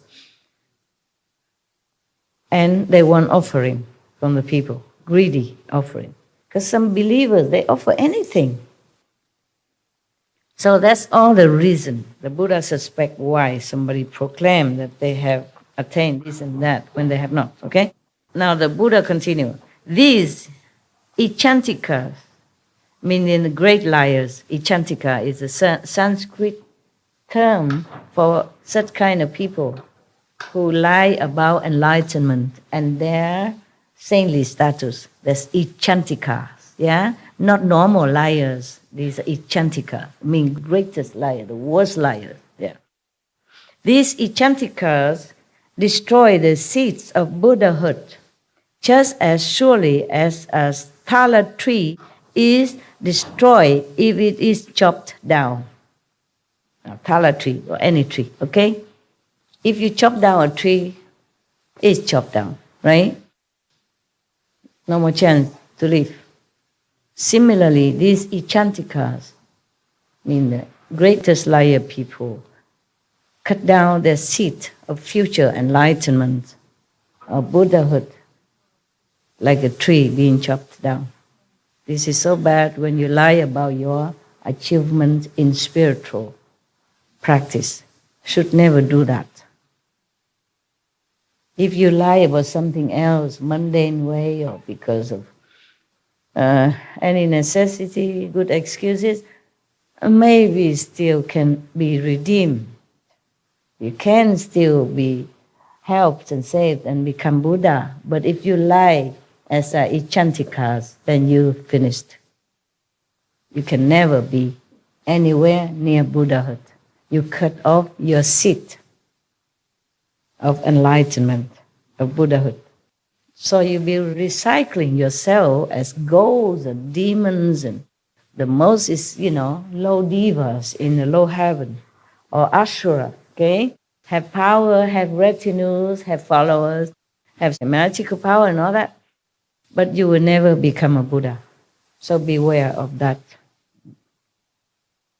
Buddha continues, I command the Bodhisattvas and Arhats to appear after my extinction in response bodies in the Dhamma ending age. Response body is similar to the light body. Transformation body, light body. You know, not the real physical body, but the appearance of the body in light. So the Buddha appealed to the Buddha, Bodhisattva, and the Arhats in the future use their transformation body in the Dhamma ending age, when the Buddha has gone to their nirvana a long time, maybe 300-500 years after, and to take various forms in order to rescue those in the cycle of rebirth. Yeah, because Ananda has asked how he can help. So the Buddha keeps saying all these methods. And he even appealed to all the Buddhas and Bodhisattvas to help other sentient beings after he's gone. They should either become shramanas, white-robed lay disciples, kings, ministers or officials, virgin youths or maidens, and so forth. Remember, he said, appear in various forms, use a transformation body to appear as if you are king, queen, etc. So some kings and queens are not, maybe not real physical king and queen, but the manifestation of the bodies. If they are benevolent and kind, then maybe they are a bodhisattva manifestation. Okay, and so forth.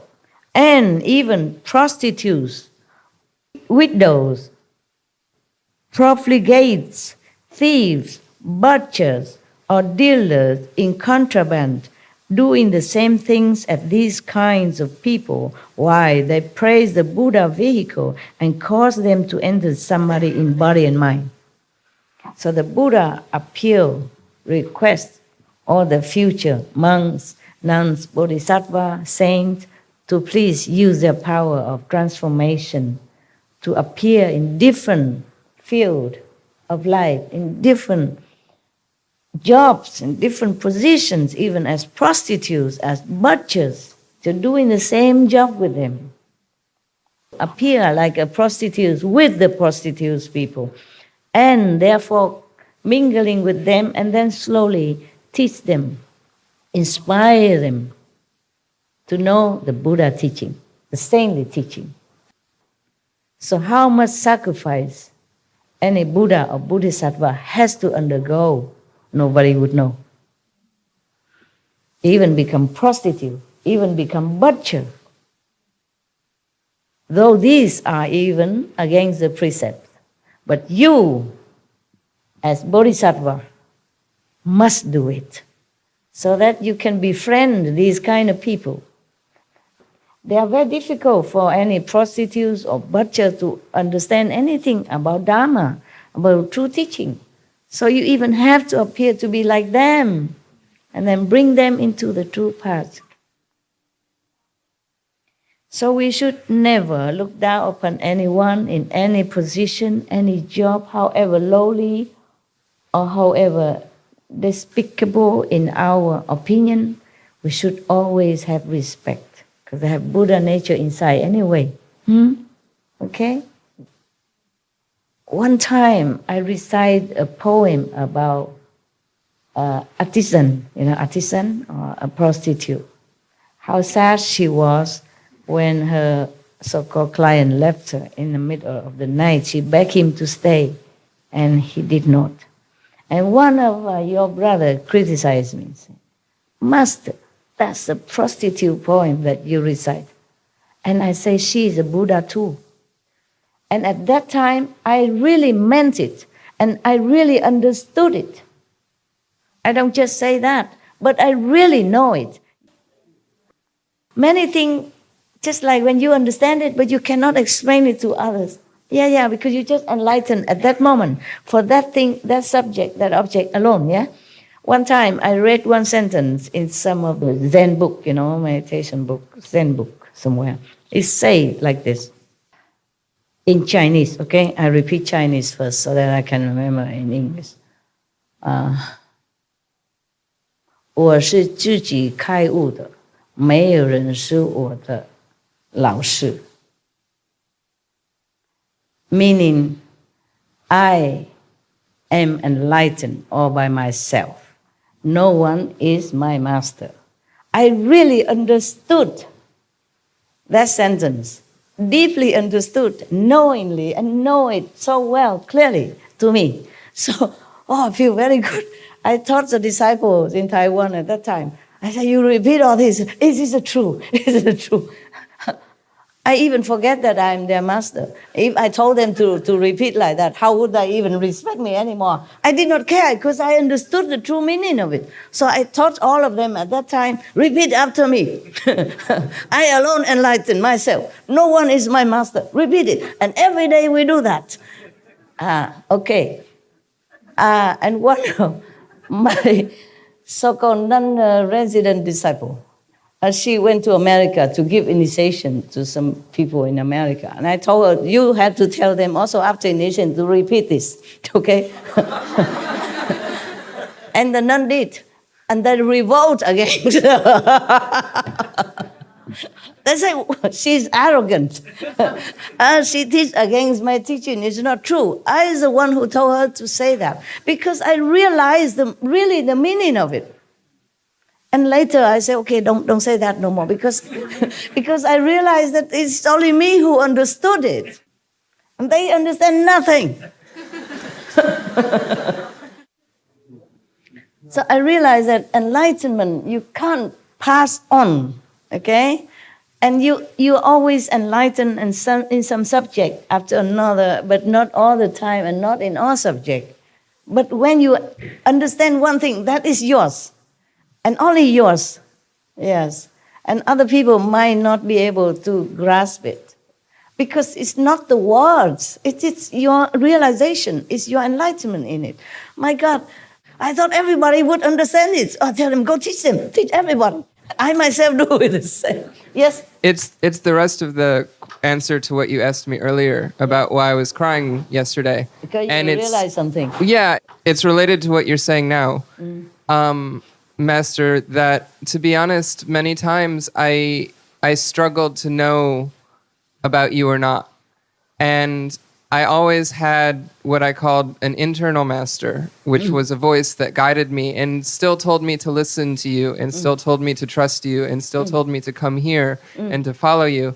And I cried yesterday at a moment when they were the same voice at the same time. Yeah. When your voice and my internal master were at the same time speaking, the same voice was one of the moments that I cried. Very good. And what you just said reminded me of that. And so I wanted to finish answering your question from before. Very good. Okay, I was just concerned about you. Okay? Thank you. Yeah, all right. That maybe something I said that trigger you or some sadness in you. Okay, that you might feel guilty about something. Okay, that's all. Okay, good that you know. Good that you know. Yeah, it's like that. Whatever we know, we just know. We can't explain it to somebody else because it's such a simple sentence. Yeah? I enlighten myself alone. Nobody is my master. And I really know that, what it means. And then I teach everybody because I was so happy this is the truth. And nobody understands nada. And I told my nun to tell the new disciple in America that revolt against her. They wrote letter to me, say that nun is very bad. She told us that you are not our master.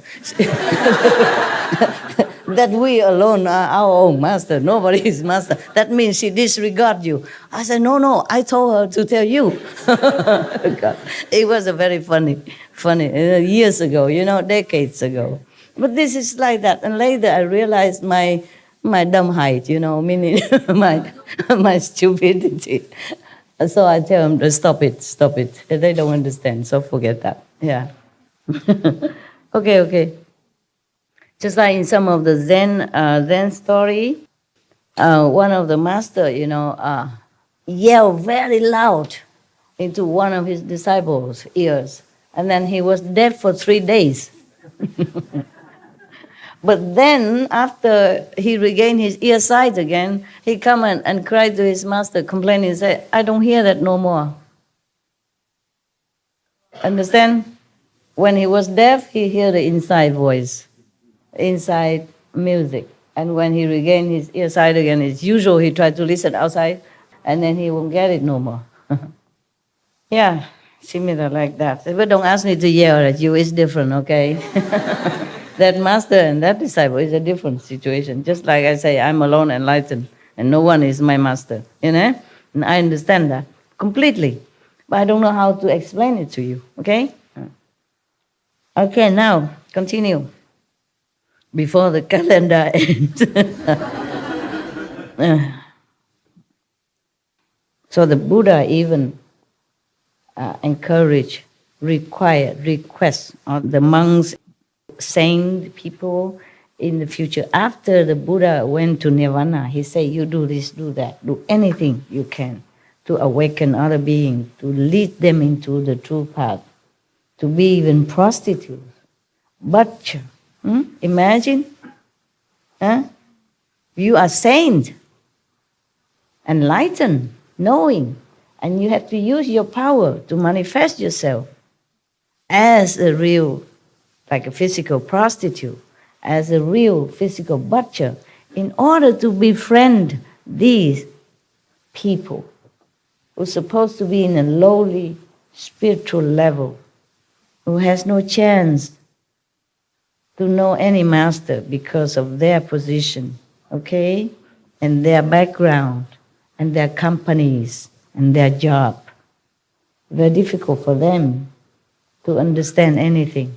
So you, the saint, have to use your spiritual power to be like them in order to teach them the right way of life, the right way of life.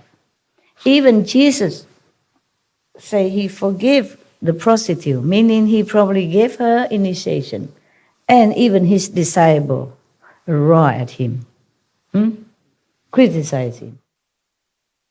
Give her initiation, and then people, his disciple, criticize him. So only enlightened masters are non-judgmental, okay? Are so tolerant, so loving, and so kind.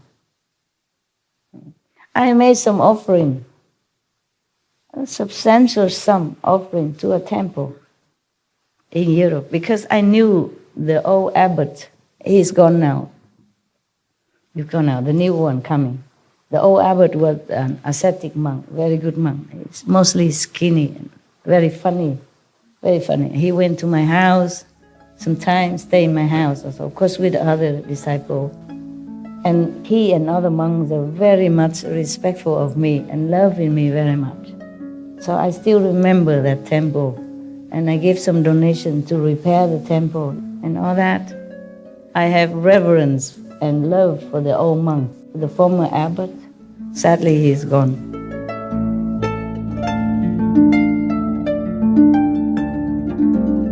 วันนี้เราได้รับพระพรที่จะนำเสนอการบรรยายธรรมที่ลึกซึ้งเรื่องหนึ่งชื่อว่าสุรางคมสูตรคำสอน4ข้อที่ชัดเจนและไม่เปลี่ยนแปลงในเรื่องความบริสุทธิ์ละเว้นจากการลักขโมยและกล่าวเท็จตอนที่6ของ7ตอนในระหว่างอาจารย์และลูกศิษย์ให้ไว้ในภาษาอังกฤษเมื่อวันที่23ธันวาคมค.ศ. 2018นิวแลนด์ไต้หวันที่รู้จักกันว่าฟอร์โมซา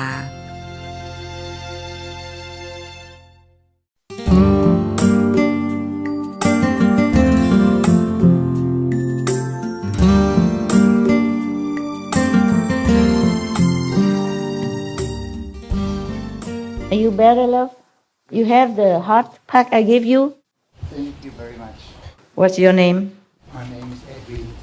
Edwin. Yes. Thank you, Edwin. God bless you. Thank you very much, Master. And take good care of yourself while you are I will. around here, because we are not like a hotel. You don't have enough comfort for you. Yes. We never have, because too many people, we can never have enough rooms for everyone. Yes, what is it, my love? Hi, Master.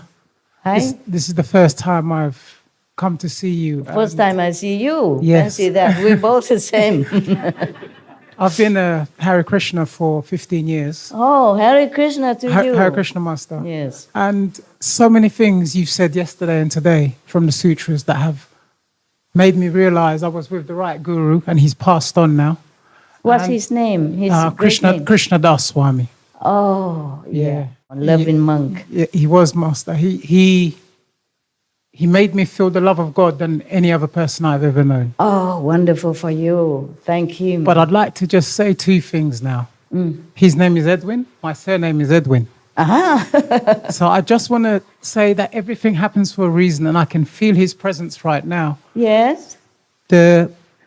All the points you've made today about the Vedic scriptures, it's the same like your master would say to you. Yeah, it's exactly. I'm sure. And yes. the continuation, but the love of master is, there's 4 words my Guru Maharaj always repeated to me. Please forgive me. I'm not trying to bring, No. Why? Matri Deva Baba, worship your mother as if she's Lakshmi Narayan herself. What was that? Matri Deva Baba, like Mataji, but Matri Deva Baba. So worship any female is our mothers. Oh. And we should worship them as if they're God sent by God that way. Okay. Pitri Deva Baba, our fathers are sent to us. Love and respect our fathers. But he always used to say the 3rd one was most important, Acharya Deva Baba. The spiritual master and the guru who's sent, they're the only ones who can take us back to God. Yes. Our original mothers and fathers are there. They give us worldly knowledge. They help us. They give us all the things we need in this world to equip us for this world. But it's only a spiritual master or a guru who can send us back to the spiritual world and connect us back to God. I've watched many of your disciples on different lectures. And just watching the way you chastise them for the love of one disciple, Guru Maharaj always used to say, any spiritual master or guru has to be heavy. Because their relationship with their disciples Strict, you mean, is to get them to go back to God. Yeah. Unconditional love. Yes. Master, I'd just like to say thank you. All I've felt here since I've been here for 2 days is unconditional love. Wonderful. Absolutely. By the candor of your own disciples, they're a living example to you. And I They're absolutely. But even this is, we're children. We are children and we're trying to find our way through. And you've been sent to show us the best way back to God. Thank you, my love. And we're not perfect. But Master, please, thank you very, very much. I really, really do love you from my heart. And I will do the best to be one of your following disciples. Thank you. Hare Krishna, Master. Blessed is your Guru who taught you the right things and the right way and the humility that he taught you.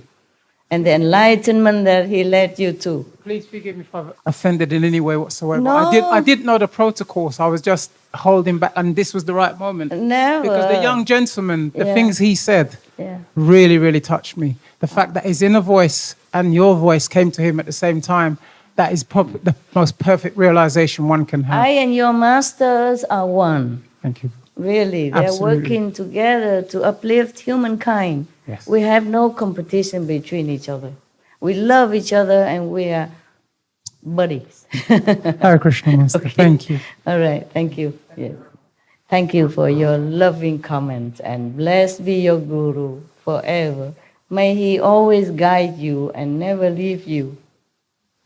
Even though with me, my assistant, may he always be your Guru, the best, and always guide you in perfection. And may you always remember him, your inner master. Okay, all right. This is very emotional to me. Any gurus are precious. In India, they revere Guru more than God. They say, what God did to me, just throw me into the sea of suffering of existence. Only my Guru liberates me, love me, protect me, and take me home. They praise Guru all the time. Please forgive me again. I don't mean to interrupt. But there was what you said about because I've followed martial arts all my life. So when you said that about the things, the Shaolin monks have this, the candles burnt upon their head as a self-sacrifice that they will do the best they can for mankind. Yes. Even what they're learning is to serve their nation, to serve their community. Yeah. So when I heard you say that, after all this time, it was such an enlightening thing to understand why these three. It was really, really wonderful. I never mentioned it before. Yeah, and having come here, all the Shaolin monks, all the Buddha Dharma, everything is this whole place. It just happened already. Absolutely. They exist before we bought it. So I just keep it as is. No, I was going to maybe ask for Jesus statues outside and some other master to put around to compete with all these monks. Some things we have removed. Yes. And the former owner removed. But the former owner also vegetarian. That's why they were very happy that we bought it. He worried that some other business come in and do the killing and meat and every day. And he's very happy that we're vegetarian. Okay. Just one more thing and then... Tell me. What you were saying about the grains, what you explained about Buddha, the Buddha saying about the grains. In Krishna consciousness, we keep Ekadashi 2 days a month. Yes. And we fast from grains and beans. So it all ties in. Everything Guru Maharaj just said, you not only have you confirmed it, but you're taking it to that next level. And in this age, to have a living master gives everything a lot more potent. And we need to realize this is not just by chance. Guru Maharaj used to say, we are the most fortunate people on the planet in this age. It is. But we're the most unfortunate because at every given moment, we will turn our backs on God through some kind of distraction. We know the names of God. We know His love. And yet at every given moment, Maya will play with us. But we are the most, in this age of Kali Yuga, we're the most treasured because every person we meet, we're given God's name or His love in some way. And your disciples do live to this. You're the first person I hear who talks about the planet or the cosmos or the universe as one. You care so much about all the living beings. Just to see this. I remember when I watched the lecture. Just natural. Yeah, but everyone is trying to destroy the world. Everyone is arguing in the world. Everyone is upset with their neighbors. And here comes Master who just talks about saving the planet. I remember watching you cry in one of your lectures because of so many animals that had perished. And it just left me that evening. It was just totally. I got introduced to you 5 years ago. And I've just always been interested. And to be sitting here now, listening to you is almost like I'm listening to the lecture. I had trouble focusing on you because I'm trying to be. So please forgive me. I will not take up no one else's time. What are you doing? No. Thank you, everyone. What are you Thank you so much. This is for everybody. It's a retreat, and it's you are enlightening people. It's very good. No, thank you very much. So they don't look at my calendar. That you look at yours. You're saving me. Yeah, it's good that you say something that is so noble and kind. It's you uplifting them, you enlightening them.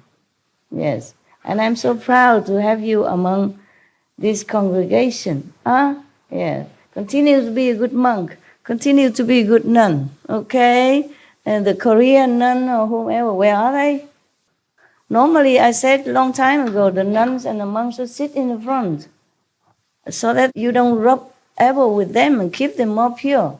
There's a Korean monk there, nuns there. You come sit here. The nuns and the monks come sit here. I just don't want people to rub off on you some of their mundane energy. If you like, please sit here. Normally, I tell them to let the monks and the nuns sit kind of a little separately, distantly. They have forgotten. And I can't keep saying that every day, you know. No matter if you think you're equal to them or not, you're monks and nuns and you deserve more respect and distance, okay? So you feel like you're still at home. When you go out and preach and then you mingle with people, it's different. Here, come here, sit. Yeah. If you like to there, it's fine.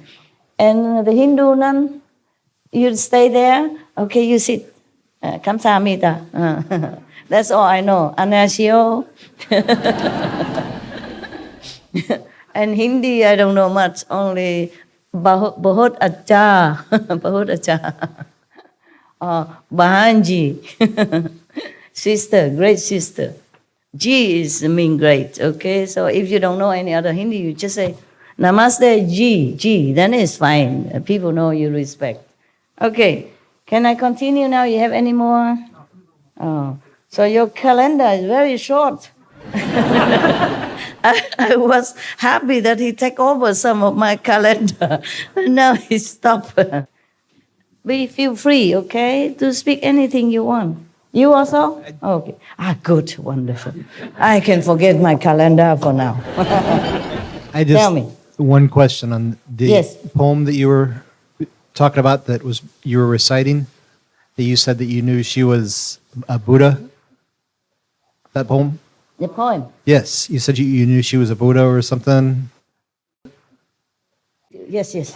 Were you saying like she had come back as a Buddha, or she was like we're all? No, I said Buddha she's also the Buddha. I mean, everyone has Buddha inside. That's what. Okay, that's what I just want to clarify. Okay. I did not predict anything. I just looked as a soul level. I didn't know she was. I didn't know she was. No. coming back. It's not Okay, like that. No, okay. I just said it as a fact that she has Buddha inside, and we should have the same respect. And I say that because that moment of realization, of true statements, okay? But if I say that to other people, maybe they don't understand what I'm talking about. Maybe that's why you're a little bit confused. I did not predict. I state the fact that she's a Buddha, so there's no need for him to talk to me like that about her. That's what Yeah. I was thinking, but I just wanted to clarify. Yeah, it's clear now? Thank you. Okay. I thought you took over my calendar, but you just have a short question. Fine. So I still have to continue. Okay. When I said that to that Vietnamese disciple, I really understood that. I really meant it as well. But when I say it now, it's not the same like at that moment. Because I really meant that. I really knew that. I really understood that she's a Buddha inside. I look at the soul level, you know. Sometimes I look in different eyes. Yeah? I had a question, actually. Something you said a long time ago made me think of something. But since you're inviting calendar talking, I figure I'll ask. It's about doubt, Master. I wonder about how doubt works in the mind, because it's interesting that sometimes it seems not like my mind is doubting something that it believes. It's like I have two minds, one that believes and one that doubts. Yes. Earlier today, for example, I discovered a tree in our meditating area, and it was like it was a very powerful tree. It kind of called out to me, and I touched it, and it felt like maybe Buddha tree or something like that. And I felt this powerful energy from it, but I doubted it. And I had somebody else come, and I just said, "Hey, touch this tree," and they did, and they smiled for a second, and then after a few seconds, I saw like this tree reaction, and I'm like, "Oh, you feel it too." You too felt it. And I knew that it was true, but then also the other side, the other brain doubted it, and I had another person touch the same tree and watched the same thing on their face a third time, and I know in my heart that this tree is powerful. Still doubt. There's still that voice somewhere in the brain that says, no, you know, and I don't kill know that voice. How do I kill that voice, Master? Just ignore it. Okay. You're a smart person. You should know which is correct, which is not. I do. Yeah, so then but the listen voice to yourself. Still talks to me. Ignore it, okay? Okay. You're a smart person. You know what's right, what's wrong, okay? Okay. No need to doubt when something is real. I told you guys some times ago, last year or something, in one of the lecture, I say in Sihu, I say this tree, that tree, that. Many of them on the 5th level even. At least 3rd level or 4th level. I found one of them. Yes. So they are in the world to bless the world. How else would they be able to give oxygen to us? I say all the trees, you know, some of them very high level. And I point to some of the trees and see what they are 5th level, okay? And they're blessing the world. And we are the one who kill them without thanking, okay? So you experience one of that. But if you touch a tree again tomorrow, you might not feel the same, okay? It might not reveal itself to you. Okay, so don't be surprised if tomorrow you come touch and, nothing happened. Maybe I was wrong yesterday. And you doubt again. Don't do that. Be spontaneous. Be a child. Except you become a child, you cannot enter the kingdom of God. What is kingdom of God? Is this blissfulness that you feel inside. The happiness, you know, the childlike innocence. Fearless, okay? Only love and happiness. That is a child. The kingdom of childhood, okay? Kids, they don't fear anything. They're always happy. Okay? All right. I'll tell you one story. Sometimes when your mind is pure, you perceive things around you. And other time you don't. Okay? One time I was in Sihu. I took care of some of the workers. SMTV worker or some resident. And I told them they have to buy a sofa. Because the office is very austere, Only a table and a swivel chair, yes. And a computer. Nothing else, austere. We were so hurried to make the SMTV that I have not allowed time to do the decoration for them. I said, we have to do it now. The war is starting soon. We must do it now. Forget about decoration because they promised another 2 months until the office finished. I said, why? It's all done. We have table, we have chairs. Oh, we still need to decorate. I said, no. We have to begin now. So we begin without any ado, without any picture or decoration on the wall, nothing, okay? But I say you have to be comfortable, because you work all day and you need some sofa, okay? Sometimes if you're tired of sitting, maybe you can recline on the sofa and do some computer work. So I told them, why are you laughing? That's what I told them, okay? Longer sofa and comfortable so that you can even, resting while you're working. Or when you need to take a rest, a little nap at midday, after lunch, or you just sit there comfy to meditate. They also have cushion, of course, and all that. But I say, no, sofa is more comfortable. So you can meditate. Understand? So I told them to buy some sofa. Okay, they bought similar sofa for everybody, including for me. Oh, I told them, I hate this sofa. Because it's so narrow, and very high in the back is okay. It's not all that. I say, I don't really like this sofa very much. I imagine you would buy, because I didn't see their sofa yet. I only knew my sofa. It's a very narrow and a very high in the back, okay? I say, you okay with all this? They say, okay, master, okay, we're okay with our sofa. Very comfortable. So meditation or resting, I say, you can also sit there while you're eating, take a rest from your computer. Yes, put your feet on, or meditate, or eating, relax. So you don't always have to work too hard, all the time. Take a break. Sit on the sofa, lay on it, do whatever. Read a book or whatever. Okay, fine. Listen to music, whatever. Okay. So we bought many sofas. I say buy as many as you can put in your room without crowding it, without uncomfortably crowding it. So they bought many. They bought some for me too. One.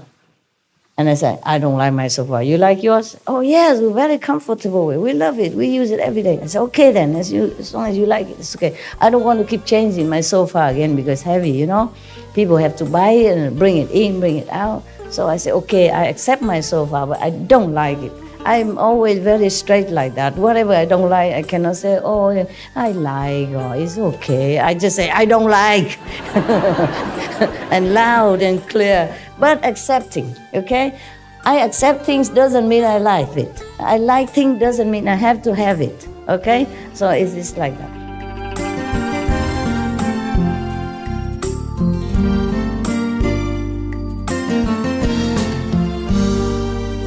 พระพรที่จะนำเสนอการบรรยายธรรมที่ลึกซึ้งเรื่องหนึ่งชื่อว่าสุรางคมสูตรคำสอน4ข้อที่ชัดเจนและไม่เปลี่ยนแปลงในเรื่องความบริสุทธิ์ละเว้นจากการลักขโมยและกล่าวเท็จตอนที่7ของ7ตอนในระหว่างอาจารย์และลูกศิษย์ให้ไว้ในภาษาอังกฤษเมื่อวันที่23ธันวาคมคริสต์ศักราช2018นิวแลนด์ไต้หวันที่รู้จักกันว่าฟอร์โมซา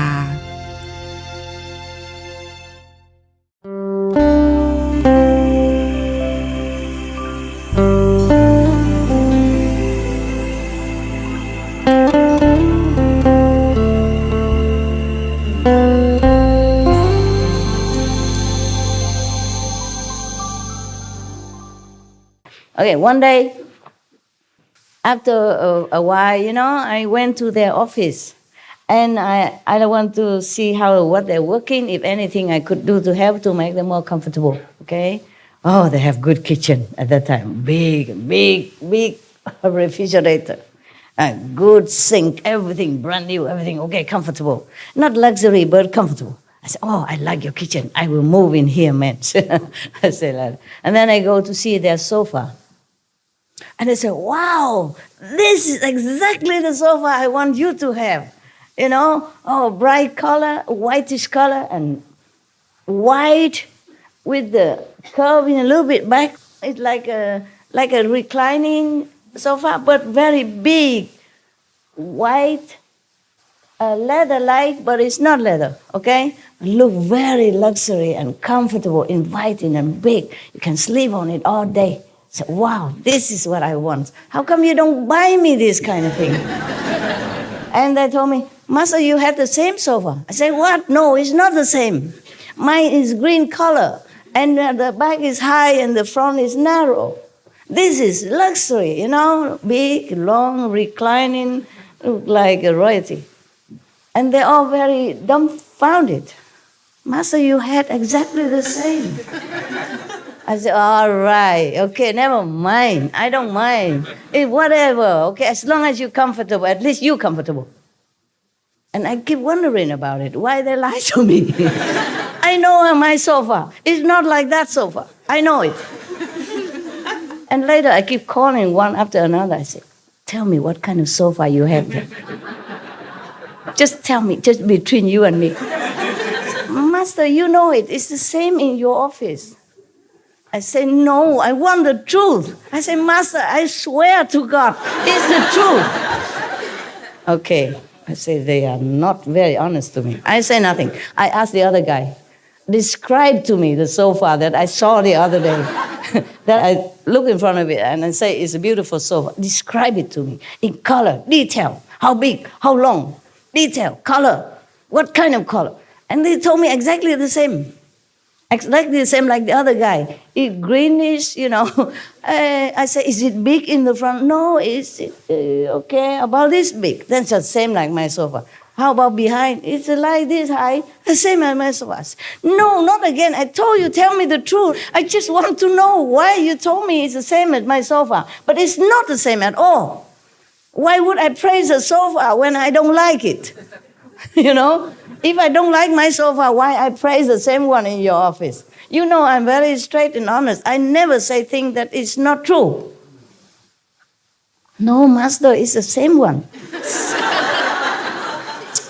3, 4 of them, and all of them tell me the same thing. Oh, I was very frustrated. So I said, okay, tell me, is there another sofa somewhere that has been moved? Maybe before I was in your office, now it moved somewhere without you guys knowing. No, Master, he's always been here. It never has any other sofa anywhere else in the whole ashram. I said, how about in International Garden? Is it the same? I say similar, Master, just different color. I said, what color? I said, greenish also.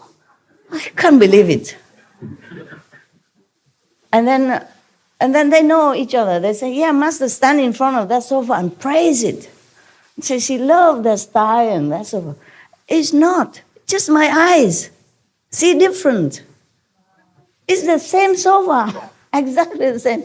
They buy many and they give me one. And they have 6, for example, like that. But I saw that day is completely different. It's the ideal sofa that I wanted them to have. What I wanted them to have in my mind is exactly the same as what I saw that day, but it doesn't exist at all anywhere in the ashram. Nobody ever bought it. Nobody ever saw it. It's not anywhere. I asked the whole ashram, everybody. Nobody saw anything like what I said. So you understand what I'm saying? I think so. Yeah? I'm enjoying the story either way. Okay. You don't believe me? You ask some of the SNTV people. Yeah, the story is still circulating somewhere, but they probably think I'm cuckoo, How can I explain that? I said, really? It cannot be optical illusion because the color is all different. The size is different. The style is very royal-like, beautiful, reclining kind of sofa. In your beautiful mansion somewhere. White color instead of green. How can you see green into white? I'm not colorblind. I saw all the color. This is pink, okay? This is creamy color. This is deeper pink. And this is yellow, lemon yellow, for example. I know all the color. This is purplish, okay? This is deep purple. This is green. I'm not colorblind. I passed my driving license. It's apple, red, green, white, mauve color. They call it mauve, something like that. Skin color, okay? Kind of. I'm not colorblind. How can a green sofa appear into white, sleek, and shining leather-like, but it's not leather. Very inviting, very comfortable, like you could stay there, sleep all day. And that's the sofa I wanted them to have. I told them to buy that kind of sofa. So I thought they bought it until I saw the difference. Until now, I still can't figure it out. So I asked the heaven, what is it? You tricked me or something? Why did I see the sofa, different color, different style, different size? This is your pure mind and make it like that. Just like one day I sat in my office, in the old house, I made into office with dog sofa and bed all over around me, so that I can work and be with dogs same time. There's nothing really much that you can envy. And then I looked outside before the dogs came long ago. When I first or second time came back to Taiwan, and I saw outside, it's like Europe. Like European, it's not like the scenery that I have seen before, not like Taiwan style, not the same. So I said, where am I? I said to myself, where am I? I thought I came back to Taiwan. How come I am in Europe? The energy. You understand? The scenery and the energy, feeling is all Europe. It's not Taiwan at all. Different level of energy, different elevation. So I couldn't believe myself. I thought, I came back to Taiwan already. How come I'm in Europe? Are you there?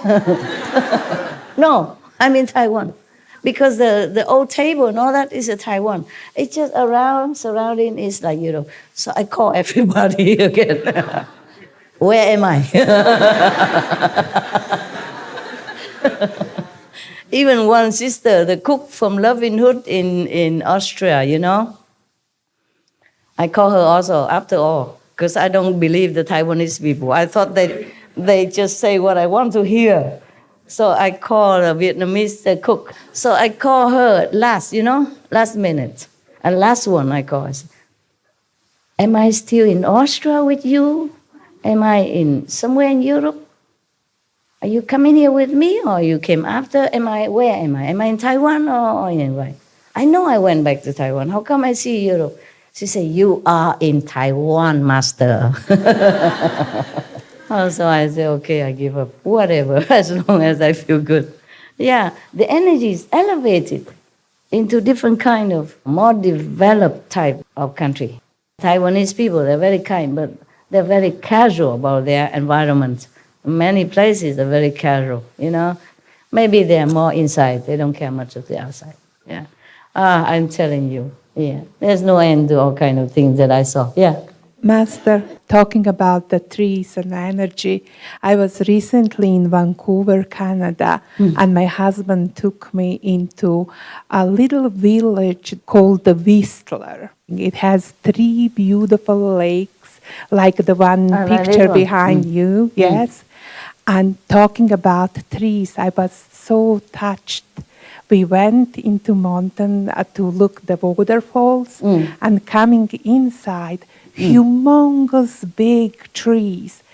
The moment I stepped inside of starting in a wood area, I'm feeling the vibration of the tree, but immense love.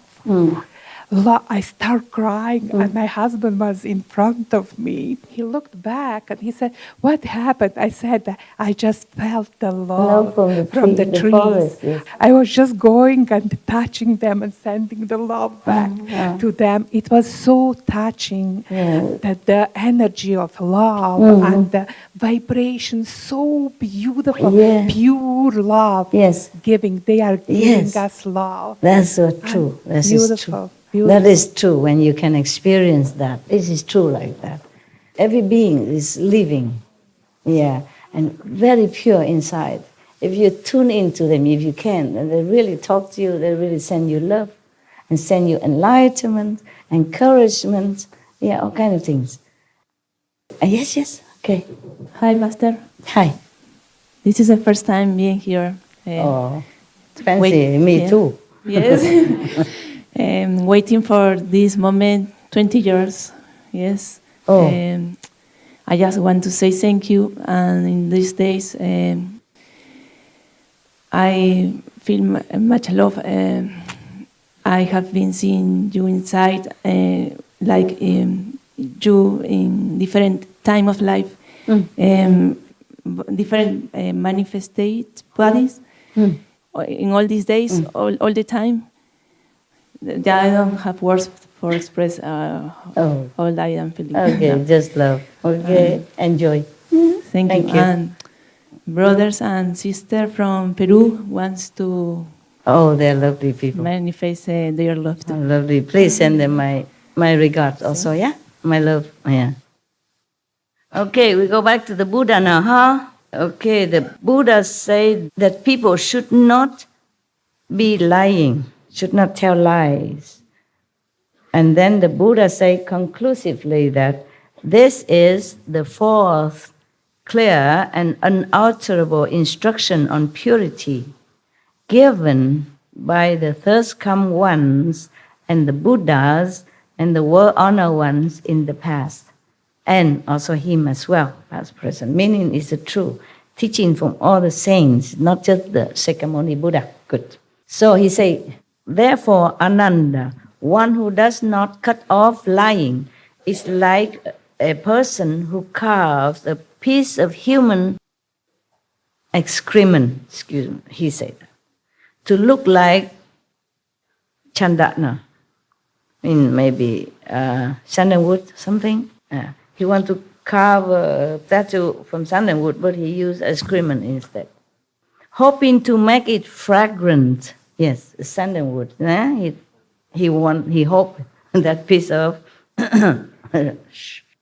poo become sandalwood. He is attempting the impossible. Wow, that extreme. The Buddha warns us that if you don't keep the precept, even just one of them, like the lying precept, saying the truth, if you don't keep it, if you don't avoid lying, then you're attempting the impossible, like making a piece of poo become a sandalwood statues, like that, okay? I teach the bhikkhus, the Buddha said, I teach the monks that the straight mind is the bodhimanda, mean the method of cultivation. Straight mind you must have.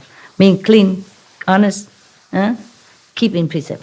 And that they should practice the four awesome deportments in all their activities. Since they should be devoid of all falseness, how can they claim to have themselves attained the abilities of a superior person? I mean, if they're not full of truth, if they are just falseness, then they cannot claim to be a superior person, meaning like sainthood or somebody of great moral principle. That would be like a poor person falsely calling himself an emperor. For that he would be taken and executed. Wow, that extreme. If we don't keep the precept, it is truly that extremely unfavorable for our practice. It's like the opposite direction. Somebody don't translate to you, you okay? Ça va? Bonne? Bono? Okay. He just so mesmerized, he just then he forget to help you translation. He just sit there. You saw the light? Big light, big light. Big light where? See, shocked me, sorry. I saw. My light? Very, very bright. Very bright, so Sorry. you forgot. I forgot, sorry. Really, really. Good. You have good excuse. Forgive him. It's good excuse. I really mean it. Yes. Yeah. I saw him like stiff, sitting there. So it's okay. If you see the light, bless you. Good. Good excuse. Really mean. Okay. Don't worry. Continue to see the light. Forget about him. Light is more important. And later you can tell him, okay? Or he can listen again from SMTV. Okay, sorry, Master. It's all right. You see the light is good for you. Very, very bright. Yeah, Bigger, I'm glad. bigger. I'm glad you did, okay? So don't worry. I forgive you. Okay, thank you, Master. I'm glad for you. Why forgiving? You do nothing wrong. I'm just feel sorry for him. You have to learn English. I told everybody learn English. The most common language. Easy to translate, easy to understand. Do you understand? Good. Very good. Okay. So the Buddha say, if we don't keep the precepts, the moral principle, okay, by avoiding tell lie, by being honest, by being compassionate, no killing, no eating meat, by being pure, in body and mind, then if we practice, it's as if we falsely claim that we are the king and we will be chop head. That extreme, that dramatic, that's what the Buddha wants to really, really tell us. It is really important to keep precept. He went into all these extreme examples to make us really understand and believe what he's saying. The Buddha don't tell lie, okay? He would never. What for? He's a monk, okay? He don't tell lie. He has no reason to. He has no reason. If you keep a precept or not keep a precept, would the Buddha become any better? For himself? Benefit him in any way? Make him fatter, more handsome, more worship? No? Yes or no? No. So he has no reason to tell his monks any lie at all. So he told the truth. Even then he went to all the extreme parable examples, so that really they have to know this is very, very, very important to keep the moral standard. Okay. My humble opinion. Okay. Now, much less should one attempt to usurp the title of Dharma King. When the cause ground is not true, the effects will be distorted. One who seeks the Buddha's body, in the Buddha wisdom, enlightenment, in this way is like a person who tries to bite his own navel. Can you do that? I can't. No, cannot. Meaning impossible.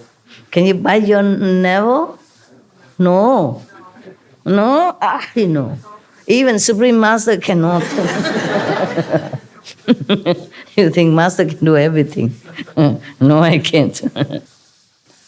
Buddha means impossible. If you don't keep the precept, it's impossible for you to be anything but these above mentioned demons, ghosts, and whatever, Yaksa, Dracula, whatever he meant. So, who could possibly succeed? He asked a question, but the question answers itself. So, if monks' minds are as straight as the lute string. Lute have strings, like instrument, musical instrument. If the bhikshu's minds are as straight as the lute strings, true and real in everything they do, then they can enter samadhi and never be involved in the deeds of demons. I certify that such people will accomplish the bodhisattva unsurpassed knowledge and enlightenment. He guaranteed that from the mouth of the Buddha. He guaranteed that if we kept the precept and seeking enlightenment through meditation at the same time, he guaranteed that you will be enlightened. You'll be a saint. Yeah. So believe the Buddha, even if you don't believe me. Okay. What I have said here is the Buddha's teaching. The Buddha said again, any explanation counter to it is the teaching of the Papian, means heretic. It's 1 o'clock, not true. My calendar really run out. Oh yeah, tomorrow, yeah?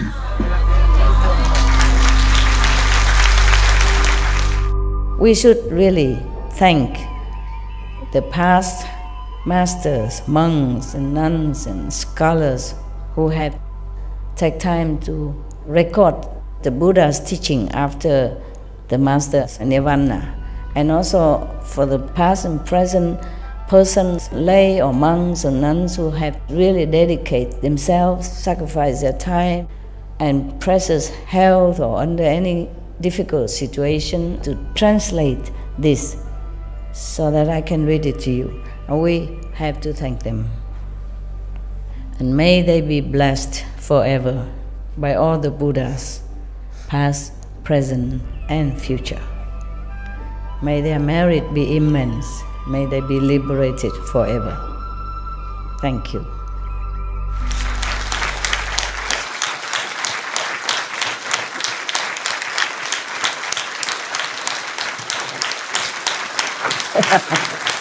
Okay, curtain call long enough. Thank you. I thank you for being patient and listening with awe and and hoorah and all that. That's really keep me awake. Thank you, Yeah, for understanding, and thank you for being good. I don't know if I can finish. I don't know if I can finish what I promised you during this retreat, but we all try. Okay, Amitabha.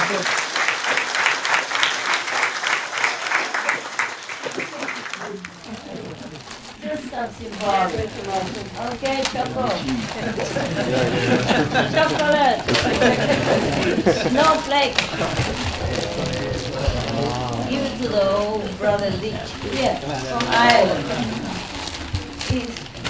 I have so much respect and regard for you guys. So high in age and uncomfortable, still go all the way here to sit on the floor. God bless you. God bless you. God bless you. Yeah. Surely God will bless you. If I were God, I'd bless you. Share with your neighbor, okay? Sharing is a virtue, right?